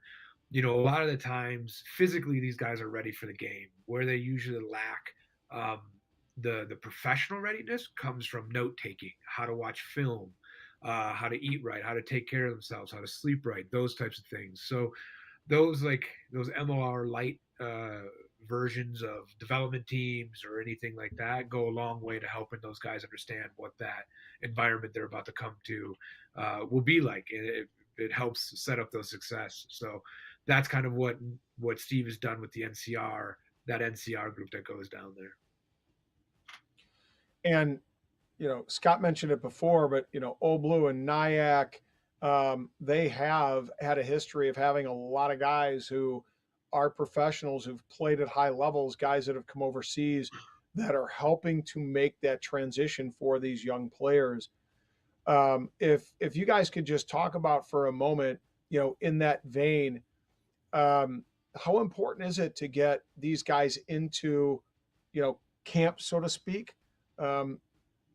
almost day one after the draft? Is that pretty critical? I think so. I think it is. Like, it really comes down to if there's a development model. I won't say those two teams that you named simply because I'm a Mystic River old boy. But like it comes down to that. Of course. I like him because he coached Michigan, because I'm a Michigan guy, and then he's like, "Oh, I'm a Mystic River old boy," and now I'm just like, "Oh, screw this guy." Yeah. Oh, Jesus. You know what? Yeah. See, it's the same reaction I had when Rob said it. So you get it as much as anybody. So, well, I think specifically for New York, and Brandon can speak to this though. That's how New York has set up their development for most of their players. They want them to come. Either they live there in the tri-state area already, and they want to come to those feeder teams that are playing at the high level of the club circuit, especially in the fall. They're all gonna be playing on one of those three teams in the fall because they play at a high level. They will be playing with ironworkers who live in these tri-state area year round, and it's important. Two things: one, to keep their skill level up, but also camaraderie. You could start that camaraderie early by coming and playing with those teams, and instead of having an academy team, they've chosen that way to do it, which is just a different way. 6 to 1, half dozen to the other, in my opinion, on how you run your organization. So, yeah, I think a lot of it depends on, like, is there an actual intentional development plan? Where the smart D1 clubs, like the two teams that will not be named, they've done a good job of implementing a developmental plan. Mighty Mystic River's done a good job implementing that. Chicago's done a good job implementing that. So it's like that's probably the next iteration of what club rugby looks like, is teams, instead of recruiting to win, recruiting to develop. And then like selling their staff, their methodology on, like, hey, listen, we're going to help you achieve your overall goal, which might be playing professional rugby, what have you. It's that kind of thing, adapt or die. And it'll be interesting to see who does it over the next few years. Yeah, that is an interesting point. You have firsthand experience. I mean, Utah, there in Salt Lake City, there aren't like 2 or 3 or D1 program, men's club programs that guys can develop out of. You guys had to almost create it yourselves, if you would, with the Warriors Academy, which is again different from New York, or to some extent in Chicago here, the Lions and the Griffins, where you do have high, a competitive high level rugby. Those guys can play Indy, those guys can play the Bombers, those guys can play, Wisconsin, and have a lot of competitive, teams in the area. You guys kind of had to manufacture that a little bit so you could get meaningful minutes for those developmental players. Yeah, here's my unpopular rugby opinion. The most meaningless thing in rugby in America is national championship. There's this allure of it culturally. Yeah, I know. Culturally, Tell there's that this to allure of tell that to Nav after they just beat my Bombers. yeah. Sometimes. No, like sevens. Now sevens, I'll give like sevens. I think is different, but inside of the 15s realm, I don't see a point for it. Mainly because okay, you guys got me on the spot. I don't really work for anybody right now. I'm happily enjoying unemployment, so I can be blatantly honest and brutally honest. Like the most like go on a the rant. most That's worthless- what we call our show.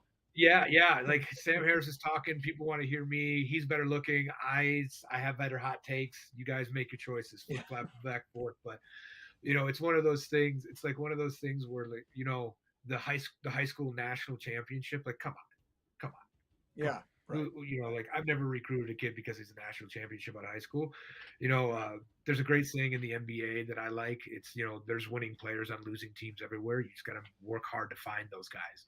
So there's no point in national championships. Like it should just become about development. And that's what we kind of manufactured here. Is we created 4 different teams that then worked up to the Utah Selects, which were the MLR B teams, and there's kids that are getting signed off with that. But again, like we didn't give out a championship. We gave out a T-shirt. We gave out a participation trophy, and their objectives were still achieved because some of those guys are playing in the MLR now. So it didn't take a national championship. I don't think you need a national championship to sell your club. Looks like we have another pick coming in here, Scott. Yeah, we have Houston's pick, and they're going with Oren Beiser. Now, Oren, we believe, is Maya's brother. Maya, USA Eagle, sevens, the whole 9 yards. He's back row player, 6'2". Oddly enough, weighing in at 213, that's kind of oddly specific, in my opinion, out of Life University. But, I think so we'll call Life University Little Rugby U. But I find it interesting again, a back row player, somebody that they can throw into the mix right away as far as creating some meaningful minutes back there in Houston. Brandon was talking about pathways that they had in Utah for moving up from 4 teams to the selects. One of the things that I know Rugby New York has done is actually because you were talking about high schools and things like that, is they started doing this high school championship that's state based. So they create a state selects team in New York, New Jersey, Pennsylvania, and Connecticut, and then they play this round robin tournament through the MLR. Two things: one, it exposes them to an MLR audience and curtain raisers, but also on this other side, it gets the Rugby New York fans involved in local rugby in that way. They identify players who then go on to go to college, and I'm sure Steven is going to be looking. They've started; it's the second year they've done it, so I'm sure Steven's going to be looking at those guys in the next couple of years, the next couple of drafts. But Rob, I think good pick for Houston. Picking up a back row guy from Life. He's a local Houston guy. He's from the Woodlands. Yeah, he's a Texan. Yeah, the Texas guy, so that makes sense. Again, Brandon had talked about previously.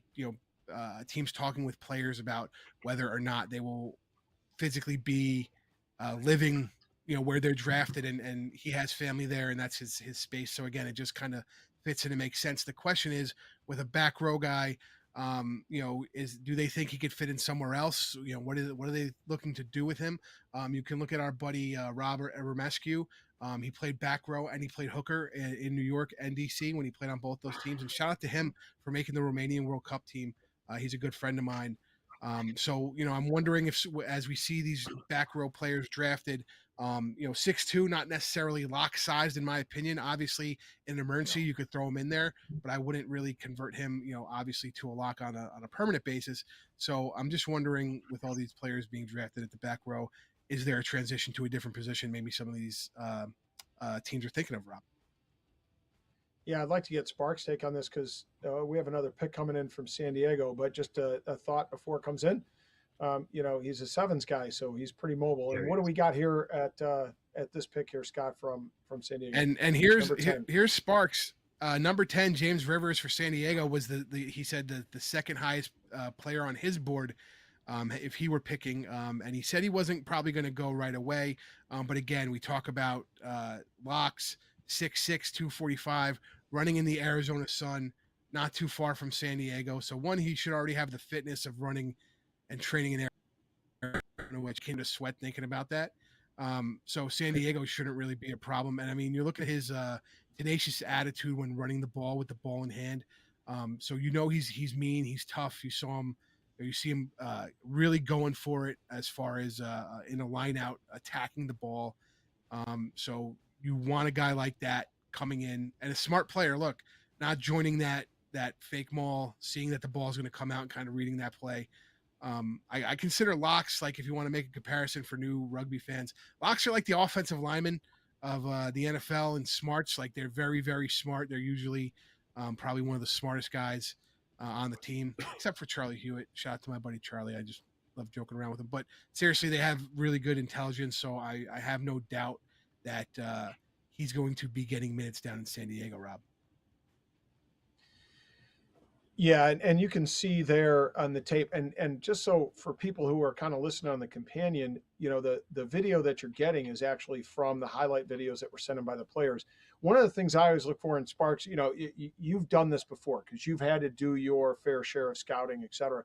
When I look through video highlights, one of the things I'm looking for is the types of clips that players have selected. And what I noticed with a few players, and you saw that with Rivers, is that some of the things he featured up front in his video were tackles. They were contact. And that tells you the mindset of that player. Like everybody immediately thinks, I got to put in tries.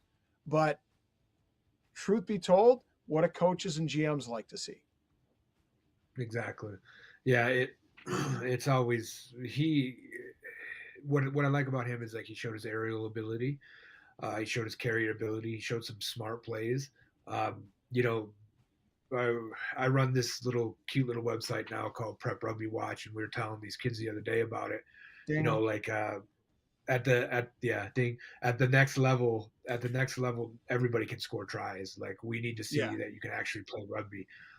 Where James, I think, is probably the most pro-ready player that's been picked so far. He can call an MLR level line out. He can jump for an MLR level line out. He's got the size that he can slot in right away and contribute. He's also quick enough that he can probably play 6. So this is like, San Diego got an early Christmas gift with this pick. Well, we're seeing a lot of players though, transition even on the MLR side. I mean, we saw it with Caleb Geiger moving from 2 to 3, and I mean, some people would say that's an easier transition, but I do think that having a guy who you feel is versatile enough to start at lock and then maybe transition out to a loose forward, depending on the match, depending on the conditions. I think that's part of your game plan going in, just to say, hey, we could save this. And it's something that certain teams seem to know how to do with specific guys.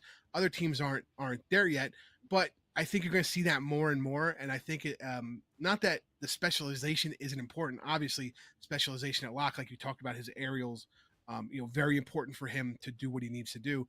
But I think having the wherewithal to play loose forward, maybe to understand what goes into that, is going to help San Diego have a good mix of players. And when that attrition happens in the season and all of a sudden, oh my God, we're down to 2 loose forwards. Okay, well, we can call in an extra lock from the academy and then knock him out to 6 or 7.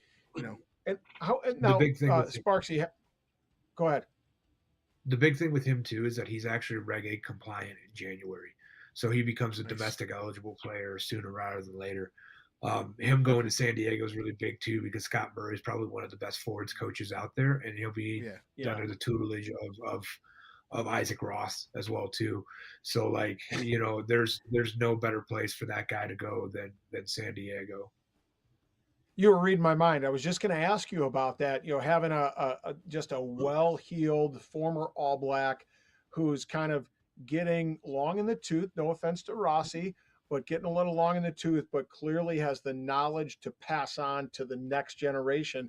What a huge advantage for James Rivers and for the San Diego Legion. Yeah. James is so intelligent too. Like he was at the CRS last year and really impressed us, and then came in this year and also was equally as impressive. Like the kid is going to go far. And the great thing is, he's a Hong Kong U20 player, and he wants to play professional rugby. And that often that's probably would be the second thing I always look for in players is, the desire to play professional rugby, and that kid is willing to put in the work to be good at it. Yeah, and it should look. It looked like from his draft tape, he had all kinds of skills on display. As a feature in that program. Just from his ability to charge down some of those box kicks to his ability, as you said, in the air and securing ball and the importance of the set piece. And we know just how important, by the way, the set piece in particular, the lineout is for the MLR. I was talking with I forgot which GM I was speaking with, but it was it was Sam Harris I was actually talking to, and he said I think they had something like 22 times they got inside the 15 with a line out and came away without points. And we just had a chat about how critical that was and how much of a difference that could have made in a few games and maybe turn that season around a bit. Yeah. The big thing is with that too, is like understanding that just under 60% of all tries in the MLR actually come from set pieces. So we're actually like that's an important trend to be aware of, is like, and again, like these are things that you think about as you draft. It's like, if you know that you have to have a dominant set piece. And it's actually surprising that there hasn't been a hooker taken yet, but I think that's probably because there's only one really, I don't want to say high quality, but one player that has the proven ability to play hooker in the league, and that would be Scott Bowers. And obviously him being Canadian, it's always interesting. Yeah, I was just going to say I was impressed with him at the CR at the Shield Challenge, because he was making all kinds of throws front, middle, and back. And here we've got the NOLA Gold selecting here again, Gabe Mohinga. What are your thoughts? Yeah, speaking of hookers, what do you think about Gabe? I love the kid. I'm surprised to see him get out of Utah. He played loose head primarily in college. The throw has a little bit of developing to do, but you're gonna get a front row player that have the ability to play like a back row player. So I'm pretty excited for that pick. It's a really good pick. It's a high value pick down where they're picking at too. So great, as usual. Fitzy walking away looking like a really smart GM. I'll pass along those sentiments. I'm sure you'll see or talk to him before I do, but he always appreciates the pat on the back from his colleagues. But there you can just see the size, and this kid's is in the USA pipeline too, which I think speaks a lot to his quality and his experience level, which is important to recognize. Do you let this kid play a little bit, not but in support of the wing in your system, Sparksy? You just with his mobility and his ability to break a soft shoulder? I would probably keep him in one of the pods, just because he has that change of direction at the line that he never, like, if you watch the highlight reel, he never gets hit clean. Everything is always rolling off of him. He's always making the gain line, where I'd probably put more of a speedster, like Marcus would be a good example of what I would put on the trams. I would want that kid because he's at least going to create some half breaks, if not full line breaks, that will get that defense moving backwards. And there you go. I mean, that's why we brought this guy on, because he has some incredible insights, just as as a guy who watches a ton of game tape, watches a ton of highlight tape, and obviously spends a lot of time watching guys play in what is essentially a college all-star setup like the Collegiate Rugby Shield. Just while we kind of have a moment in between picks here, Sparks, if you could just talk a little bit about this brainchild that was yours at Collegiate Rugby Shield, and why you dreamt of what this thing could become. Yeah. So the idea came, I ripped off 100% stole the idea from the NFL Reese's Senior Bowl. So like, don't give me too much credit. You're not coaching if you're not stealing. Yeah. What was happening is like we were going to these combines, and we go to these combines, and you're like, well, we don't really know who's a good rugby player. We know if they're a good athlete because they ran fast or they jumped high, but we don't know who's a good rugby player. 25. Yeah. So we created the event, and the event has actually been it's been successful both commercially as well as competitively. And a lot of credit needs to be given to Nick Colling, who's just left as the assistant GM for the Utah Warriors. I had an idea. It was written down on a piece of paper. Nick saw it one day and was like, "I'd like to try to do that as my passion project for my internship." And he did it, and he did it so well that he got a job. So credit to Nick. Here we go. We've got another pick in, Scott, and I'm just going to make you announce this one, just so it leaves a bitter taste in your mouth. Jerk. Rugby U strikes again, brother. Yeah, well, Lindenwood, Taran Malik Aljabori getting drafted by San Diego. For our viewers, this is pick number 12. We have one more pick left. In the first round, Jacks picking in the first round.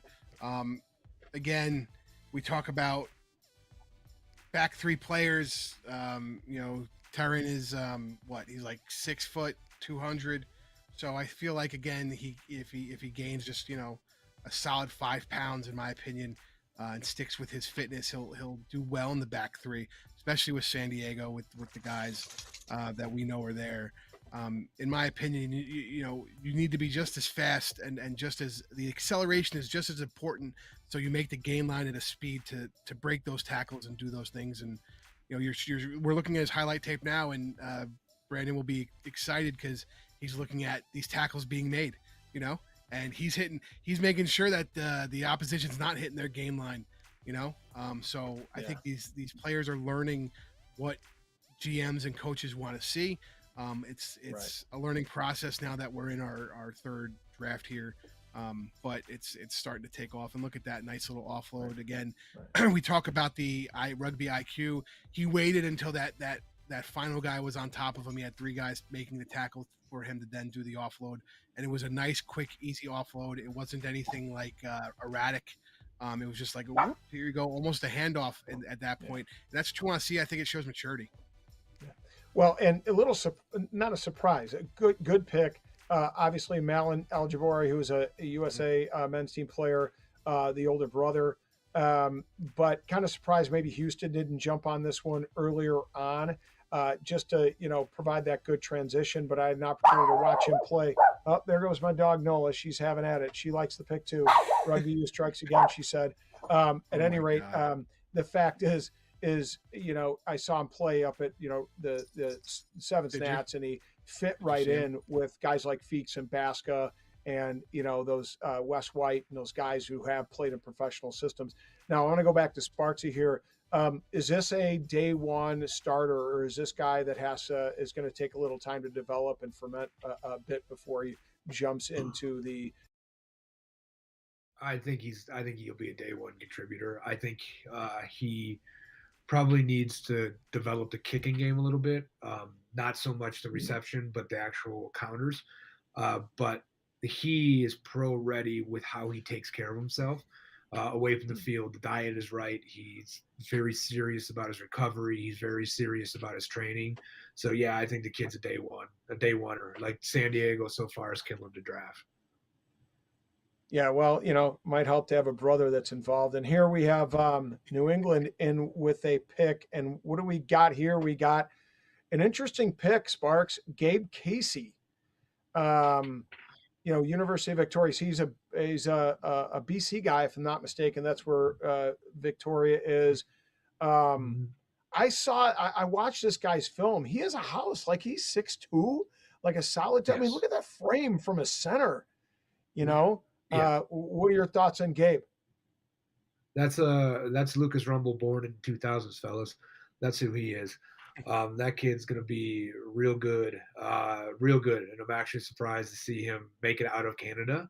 And it fills a need for New England as well too, a domestic flanker that can win gain line and control almost everything. The kid's good. The kid's really, really good.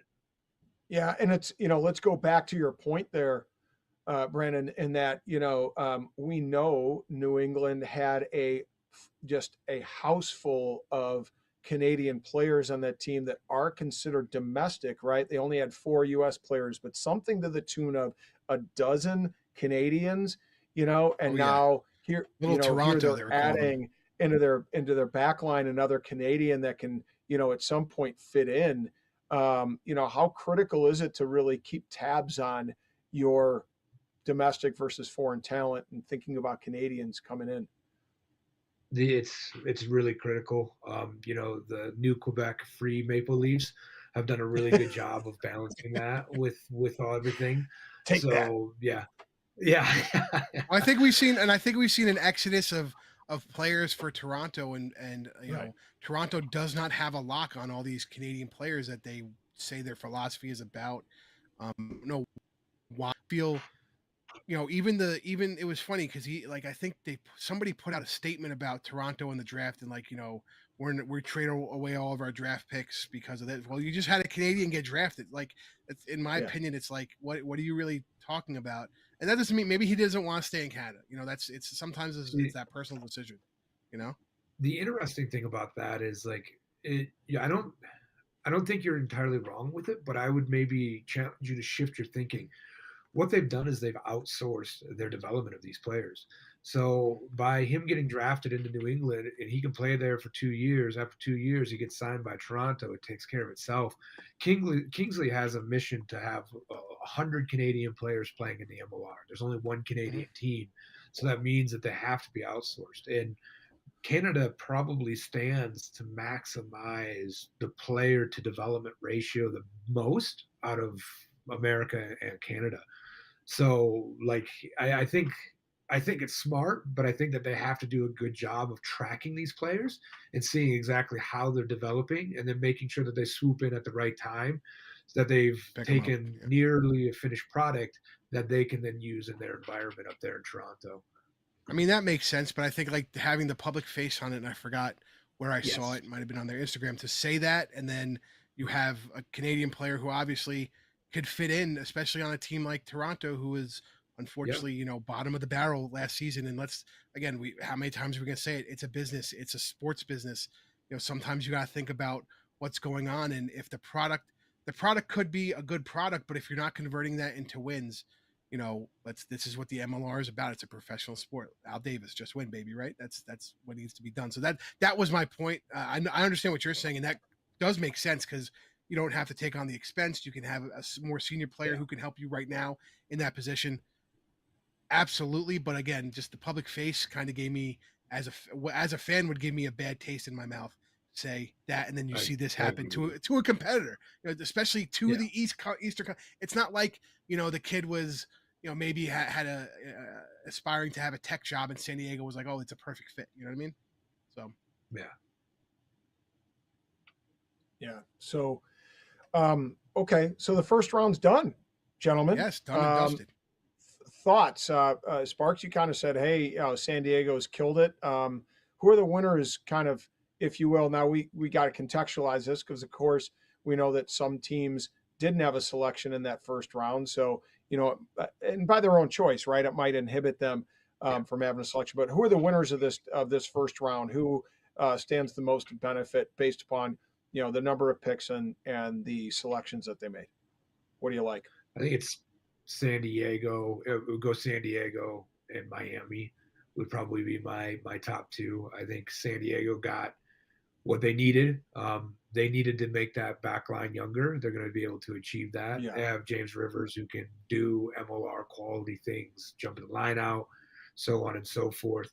And then obviously, like Ricky Rose, once he puts on probably another 20 pounds, is going to be a USA Eagle. And I think that both of the San Diego picks are going to be USA Eagles. So, and sooner rather than later, we're not talking 3 or 5 years down the road. We're talking 2 or 3. So yeah, I would probably pick those two as my top two performers. Now, as you mentioned, putting in Tyron Algibori in there is a potential U.S. Eagle, given that he develops and stays fairly injury free, et cetera, et cetera. Do you see him fitting in more as a 15s Eagle or like his brother, or is he kind of going to keep that 7, kind of find his way into the 7s program in Chula Vista, given just his connection with the 7s game through Lindenwood, and then of course the run with the Bombers to second place. I needed to throw that one out there. I think he stays. I think he stays in the 15s. I don't think he has that top end speed that Mike really likes out of his players, especially out wide like that. And he's too small to be in that forward pack in that 7s. I think once he gets probably 1 or 2 caps, he ends up over in Europe playing somewhere in the Prem or the Championship, similar to what his brother did. Really, yeah, that's that's an impressive thing to say. We don't find a lot of American players that find themselves, that start in America, develop in America, and then find themselves into the Prem or into, other domestic competitions. Guys like Greg Peterson, of course. If you go to the Wayback Machine, like a Todd Clever or at Dan Lyle, the originator, if you Dave will. Hodges, Dave Hodges. Yeah, there's been a few of them, but they're kind of few and far in between. That's pretty high praise for a guy like him. So the challenging thing that we're having there is that the U.S. government actually doesn't recognize the MLR as a professional rugby entity yet. So It's hard for the players to get visas to go in and play in the championship or play in the Prem, which then makes them reliant on their USA caps. So they've got to get those USA caps, which again, because the pathway has been dormant for so long, there's not enough opportunities for that development to get those USA caps. So it's a interesting challenge that we find ourselves in, which kind of always brings me back when people bring it up to me. They're like, well, the MLR should be doing blah blah blah blah blah. And it's like, yeah, they should, but we also probably need to take care of everything internally inside of America first to be able to give the opportunities that are needed outside of the borders. So, and I'm not saying Brandon Sparks listens to our show, but he might, because me and Rob say that constantly. Let the MLR do its thing. And I had this, I spoke to, or I was online, doing my thing, and somebody was talking about, like, again, we talk about these people saying, well, what are they doing to support USA Rugby? And that's not nearly what they're supposed to do. And if you look at one of the top professional leagues in this world at the Prem, they just had 2 teams close shop because they also, their model isn't, their commercial model wasn't viable. And unfortunately, if we want rugby to succeed in this country, we see what the other professional sports do, and we have to make sure that our commercial model is strapped down, commercially viable. And that's part, somebody said online, well, what, that's not the fans' fault. And yes, it is. It is the fans' fault. The fans make the sport commercially viable by going to games, by buying kit from Rugby Now, from when they used Shop MLR, by going to the Rugby Shield as an event. It's not just, everybody wants to talk about grassroots rugby, and that's correct. That's how you grow the game for USAR. But commercially successful rugby is another avenue to grow the game, and I don't know why a lot of fans are hesitant to do it that way. They think it's going to turn into the NFL. Well, the reason football is more successful at the youth level than rugby is because they have the NFL. So I don't like that gatekeeping portion of the population who do that. So.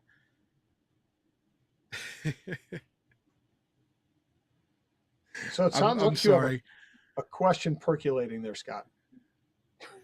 Yeah. So, considering I said all that, Brandon, what do you think we could do to make it commercially viable here in America? It's a big question. So actually, I think it starts by looking outside of rugby as a whole. This little handy book right here, Jesse Cole, with what he's done with the Savannah Bananas, I think that is the way forward. I think if we look at anything like PLL, like if you look at Pro Lacrosse League, PLL is about lacrosse, but you don't go only for the lacrosse, you go for everything else. I think what New England is doing is leading the way about how to make rugby commercially viable. I think we need to invest more of a festival like experience, a circus like experience, that there happens to be a rugby game at on the flip side.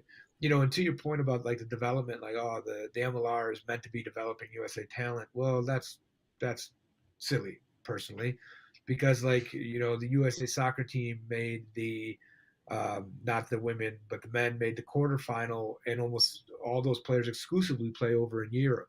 So like, why can it work for them, but it can't work for us? Like, I don't understand this constant drum beating, the clutching of pearls. Oh, the MLR isn't doing it.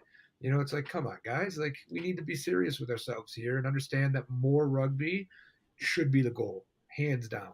Whether that be development rugby with the MLR itself, rugby overseas, serious developmental club programs. It doesn't matter. All of this stuff can be commercially viable.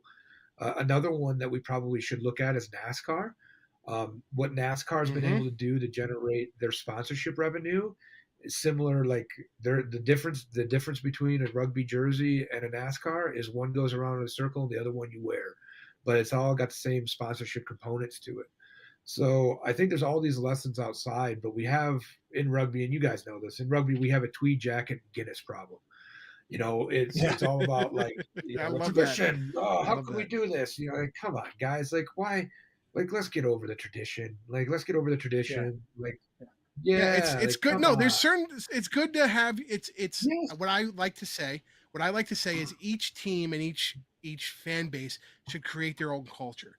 So for Grassroots. for rugby. Yeah, no, but I'll speak for Rugby New York, right, on the professional level. We have a lot of fans who are fans of international rugby or are internationals themselves, expats from the UK. So they're all about that. It's a church, you be quiet. I'm not from that school. My buddies who sit for me are not from that school. We're from New York, and we're there to make your life a living hell. Now, that's not to say I'm going to speak derogatorily about somebody, but I will boo, I will yell, I will scream shank, and I will be excited when my team makes a big hit. And I have told people who sit in my section who told me I need to be quiet for a kick that I don't need to be quiet for a kick, and they need to not stop telling me how to be a fan. And if you don't like that, you can find a different section. Well, if you don't like that, you can go find a different section, and I'll stick with my section where what we're going to do. And that doesn't mean that model has to be at New England or at Toronto. If everybody in Toronto has their culture that everybody's quiet, go for it. You know what I mean? But stop gatekeeping how people can be fans. Well, and I think, and I speak for a lot of fans, and I think that's what's going to make the MLR commercially viable is when people go to New York, they expect a little hostility, right? And that's kind of the part of the fun of it. You go out in the parking deck with Scott and verbally abuse each other, and you have fun doing it. At the end of the day, you still have a beer together and celebrate. But that's what makes it, uniquely New York. You go down to New Orleans and you have a crawfish boil and you sit around in the heat and you enjoy it beforehand, and then the second line comes in the stadium. I don't. It's like they have to attach themselves to everything. So we boo the team when the away team comes on the bus. It drives past our tailgate. We boo them. When the team comes out of the tunnel, we boo them. At the end of the match, we clap for both teams. And that's what we do. But we boo them. We don't curse. We don't say anything. We boo them. And people have attacked me and the fans for booing the away team. You want us to create a rivalry with New England?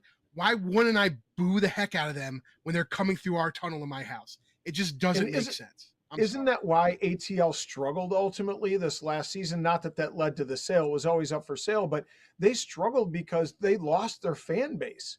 Right? The fan base that developed the rattle, that developed, kind of some of those, like I said, grassroots elements. And that's one of the reasons why you guys in Utah, Brandon, drew very well. And one of those teams that, frequently sold out because you tapped into that local culture, if I'm not mistaken.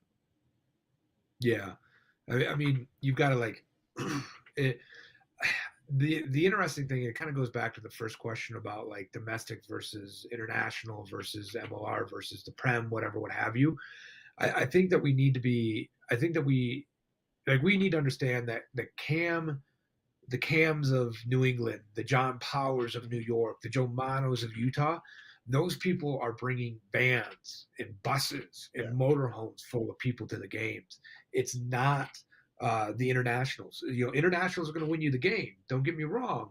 But those domestic players, they're the ones that are going to sell you tickets. Those are the ones that are going to contribute. Those are the ones that are also going to help you win games. So like creating that buy-in and that understanding of what your community is, and then helping those people get into that community goes a long way to any of this. Like I want to cheer, I'm trying to think, like John Runyon. When John Runyon's kid got drafted by the Lions, I was over the moon about that because that's a Detroit kid from the University of Michigan playing in Michigan. Like, great, awesome, I love it. Except for the fact that he went to the Lions, I'm a Green Bay Packers owner. Thank you very much. Oh man, we're just finding whole bunches of reasons why we're not going to get along. Yeah, just start talking maize and blue, and you'll be good. He'll No, but it's true. It's true because we have it in New York where we have the Connor Buckleys, and in my opinion, Dylan Fawcett is a New Yorker. He decided to come up here and live here and has his family here and his wife's family's here. And you have these guys who stay local and stay true to their people, and those are the guys we celebrate. Cam Davidwitz, you were talking about. The best part about booing the Free Jacks was Cam went and scored a quick, whatever his name is, Ginty. Jesus, I'm not here. I'm not the pronunciation. Mr. Riverboy. Riverboy. Yeah, but we booed him. He scored the first try for New England, and his dad went crazy. And again, it wasn't a disrespectful thing.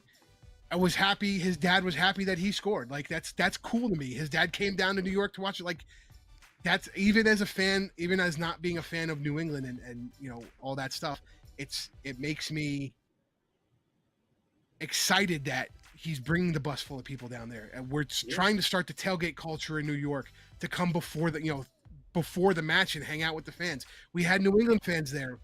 We had NOLA fans there. We have we had Utah fans there. Unfortunately, I wasn't there at that match. We had 3 Utah fans show up to our New York tailgate, and it's a small thing, and we're working on the culture, but it's also bringing, again, it's the fans' responsibility to create the culture and bring the culture, and it's not just to show up, kind of going there. And I think Dallas has a really good, Dallas has a really, really good tailgate atmosphere. So Rick, let's give Rick a shot.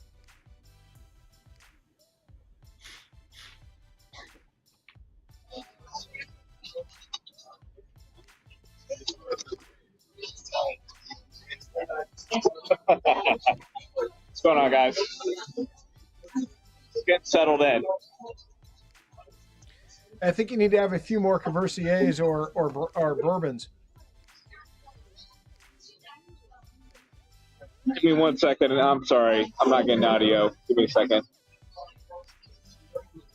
Yeah, for fans working at home, we're going to see if we can get some audio out of Rick. As soon as he can hear us, he'll come in. But let's talk for a little bit. I want to go back to that point just real quick. At a micro level, like John Cullen, came to the Hounds and he brought folks from Iowa, in to watch a couple of games. Again, it's that local flair. It's that, that localized piece that brings fans in. And, even something like here in Chicago, we have a group, the Hounds of the Baskervilles, that, kind of came off of Sherlock Holmes novel, and they started dressing in, the Sherlock Holmes hat with the pipe and the trench coat and everything else. And then we have, our dog pound group, our kennel club that dresses in dog outfits, that, come and show out, every game. That's what's going to bring fans in. I want to say one thing that is important. When Next Level Rugby covered the pregame final show, we talked a little bit with the CEO, Alex Magleby of the New England Free Jacks, and he talked about like things they don't do when games are when there's no rugby. There's things that they do when there's rugby, when there's not rugby. Excuse me. They have beer fest, they have music fest, they have movie nights, all at Quincy, all there in Quincy, and it draws fans in. So now, on game day, fans are used to coming in because they did it last weekend when there was a beer fest, and they did it the weekend prior when there was a big, Disney movie fest with them brought their kids. So they're developing that culture to where that's the epicenter of what their fans in their town do for enjoyment and to, get entertainment. And I think that speaks well to why they were able to develop such a great following and a fan base throughout this season. Definitely. Much I mean, to the and again, chagrin of Scott. well, building the culture. We do the hard hats. We're all in Section 6, and we're encouraging people to come into Section 6 and become a hard hat. And the team has expressed their willingness to work with me season upon season to bring that fan experience. And I think this year, New York's incremental change, they try and do small incremental changes every year, was the fan experience, bringing in better food trucks. Again, having a curtain raiser at every show, having a curtain raiser at every match, having themes to every match, Women's Day, LGBTQ night. We had a Heroes Day, NYPD versus FDNY was the curtain raiser. And a part of that was also bringing in fans as representatives. And, I guess we can hate on Rugby ATL all we want now because it's no longer an organization. We saw what happened when Rugby ATL did their rebrand and did not bring in the fans, right? So I think the better, the more adaptable, understanding teams are going to understand how that looks when they bring in the fans to do this. I think Chicago, within the next 3 years, will be the standard setter for what it means to be the fan experience. I think right now New England's leading it with everything else that they're doing. But yeah, I'll tell you, from our one trip to Chicago this year, it was an incredible experience.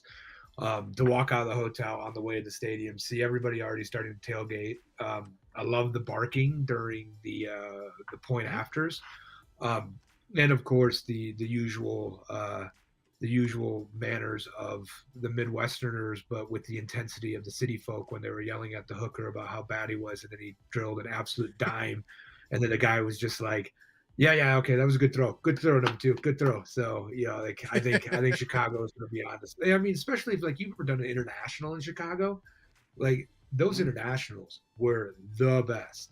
They were an event that you had to be at, like what Vegas used to be when before they didn't get smart, moved Vegas out of Vegas. So yeah, I think Chicago got there. Definitely. Yeah. And shout out to hold on real quick. We have a fan commenting on the post here. Shout out to Christina Lanham. My goal is to make one match at every stadium, regardless if my team is playing there. And that's the commitment we need for these fans. If you could just show that commitment to your local professional rugby team, that's what I was talking about. Go to a match, get a package, get season tickets, financially back those teams that you want to succeed. Because if you don't think it's worthy to financially back them, I gotta be honest, it's tough for me to call you a fan. Go to any rugby team. Don't make it just your professional team. Just go to any rugby team. The women's rugby. Mark my words, women's rugby is going to be the next big sports thing. It will surpass men's rugby so quickly once people learn about that. So just go support any rugby. Yeah, 100%. So, we're kind of in the backdrop here, fans, trying to find where the second and third round is going to pop up on it's not on TRN, and we can't seem to find it on FS2. So here's what we're going to do, folks, for folks that haven't gotten enough Draft Show. We're going to do a switch. Stay tuned on, the Rugby Rant podcast homepage and the MLR Fan Zone. We're going to be back there in a little bit. And what we're going to bring to you is we're going to bring some commentary from those guys that have gotten drafted and talk to them, get their thoughts, feelings, and impressions about being a draftee and now being considered a professional player. And before we go out, we'd like to thank 2 of our sponsors.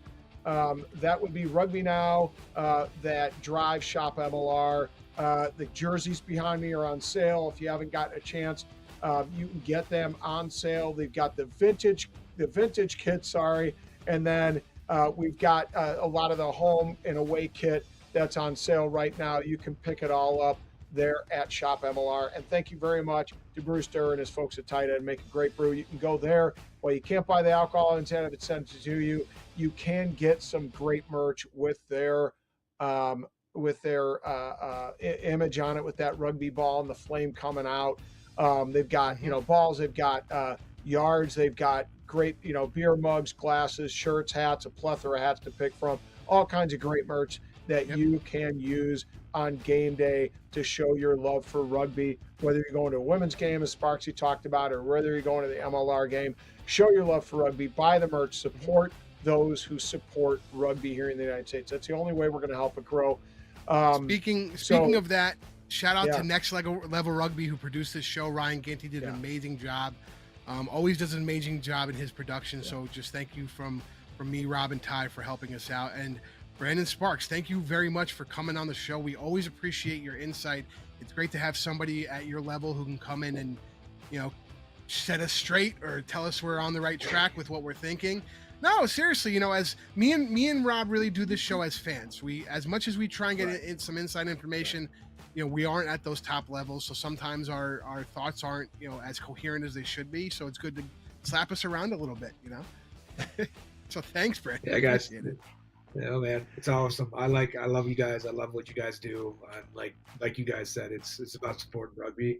I listen, I watch. It's an honor and a privilege to be able to come on here, and I like just doing it simply because I loved reading what I get on Reddit and on Twitter about what an idiot I am. So it keeps me humble. I get it too. You don't know, I have any idea what you're talking about, but I'm the one with the show, so I can say it. Well, just briefly, what's your new endeavor, just to kind of get high school kids, and progressed and get them noticed? Just touch base on that real quick for those fans who have youngsters that are coming up through the ranks who may want to, get connected with college programs. Yeah. So it's called Prep Rugby Watch, PRW for short. It's our Instagram is probably the best way to find it. The website is up there as well too. It's essentially taking the traditional star rating system and applying it to high school players. It's all self-submitted, so the players are submitting. It's something that I've been pretty passionate about in regards that, I think the promotion of those players help drive the development of the collegiate and the professional game. So if I can kind of help create a platform that's free, that gives these players access, that makes it easy for coaches to see these players, national team selectors to see these players, and MLR teams to see these players, I'm happy to do it. Right now we have 35 kids on the men's board. There will actually be close to 50 by the middle of next week. And then we're really trying to make a big push.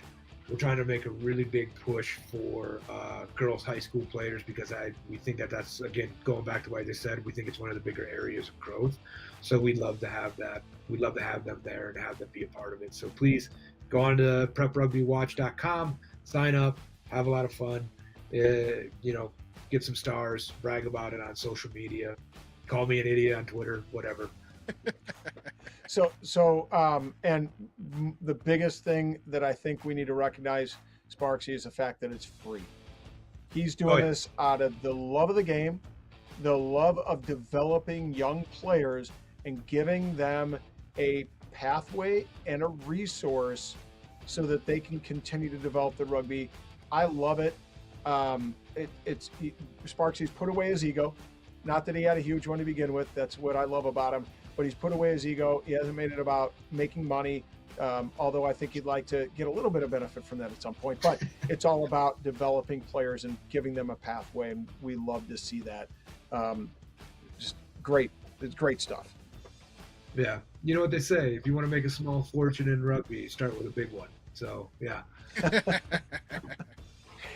All right. Well, I think that's going to do it for Next Level Rugby's production of the Rugby Rant podcast draft show of 2023. Again, big shout out to Ryan Ginty and what he does. This dude is freaking everywhere making it happen. He was up at Nat Sevens. He was, here in the Midwest, in the fall, NCRs, just at every turn, doing stuff with the Hounds. I mean, this guy is smashing it. So throw some love and support his way if you can, shout outs or whatever, share it. But I think that'll do it for this platform right now. We're going to stay tuned on the Rugby Rant podcast,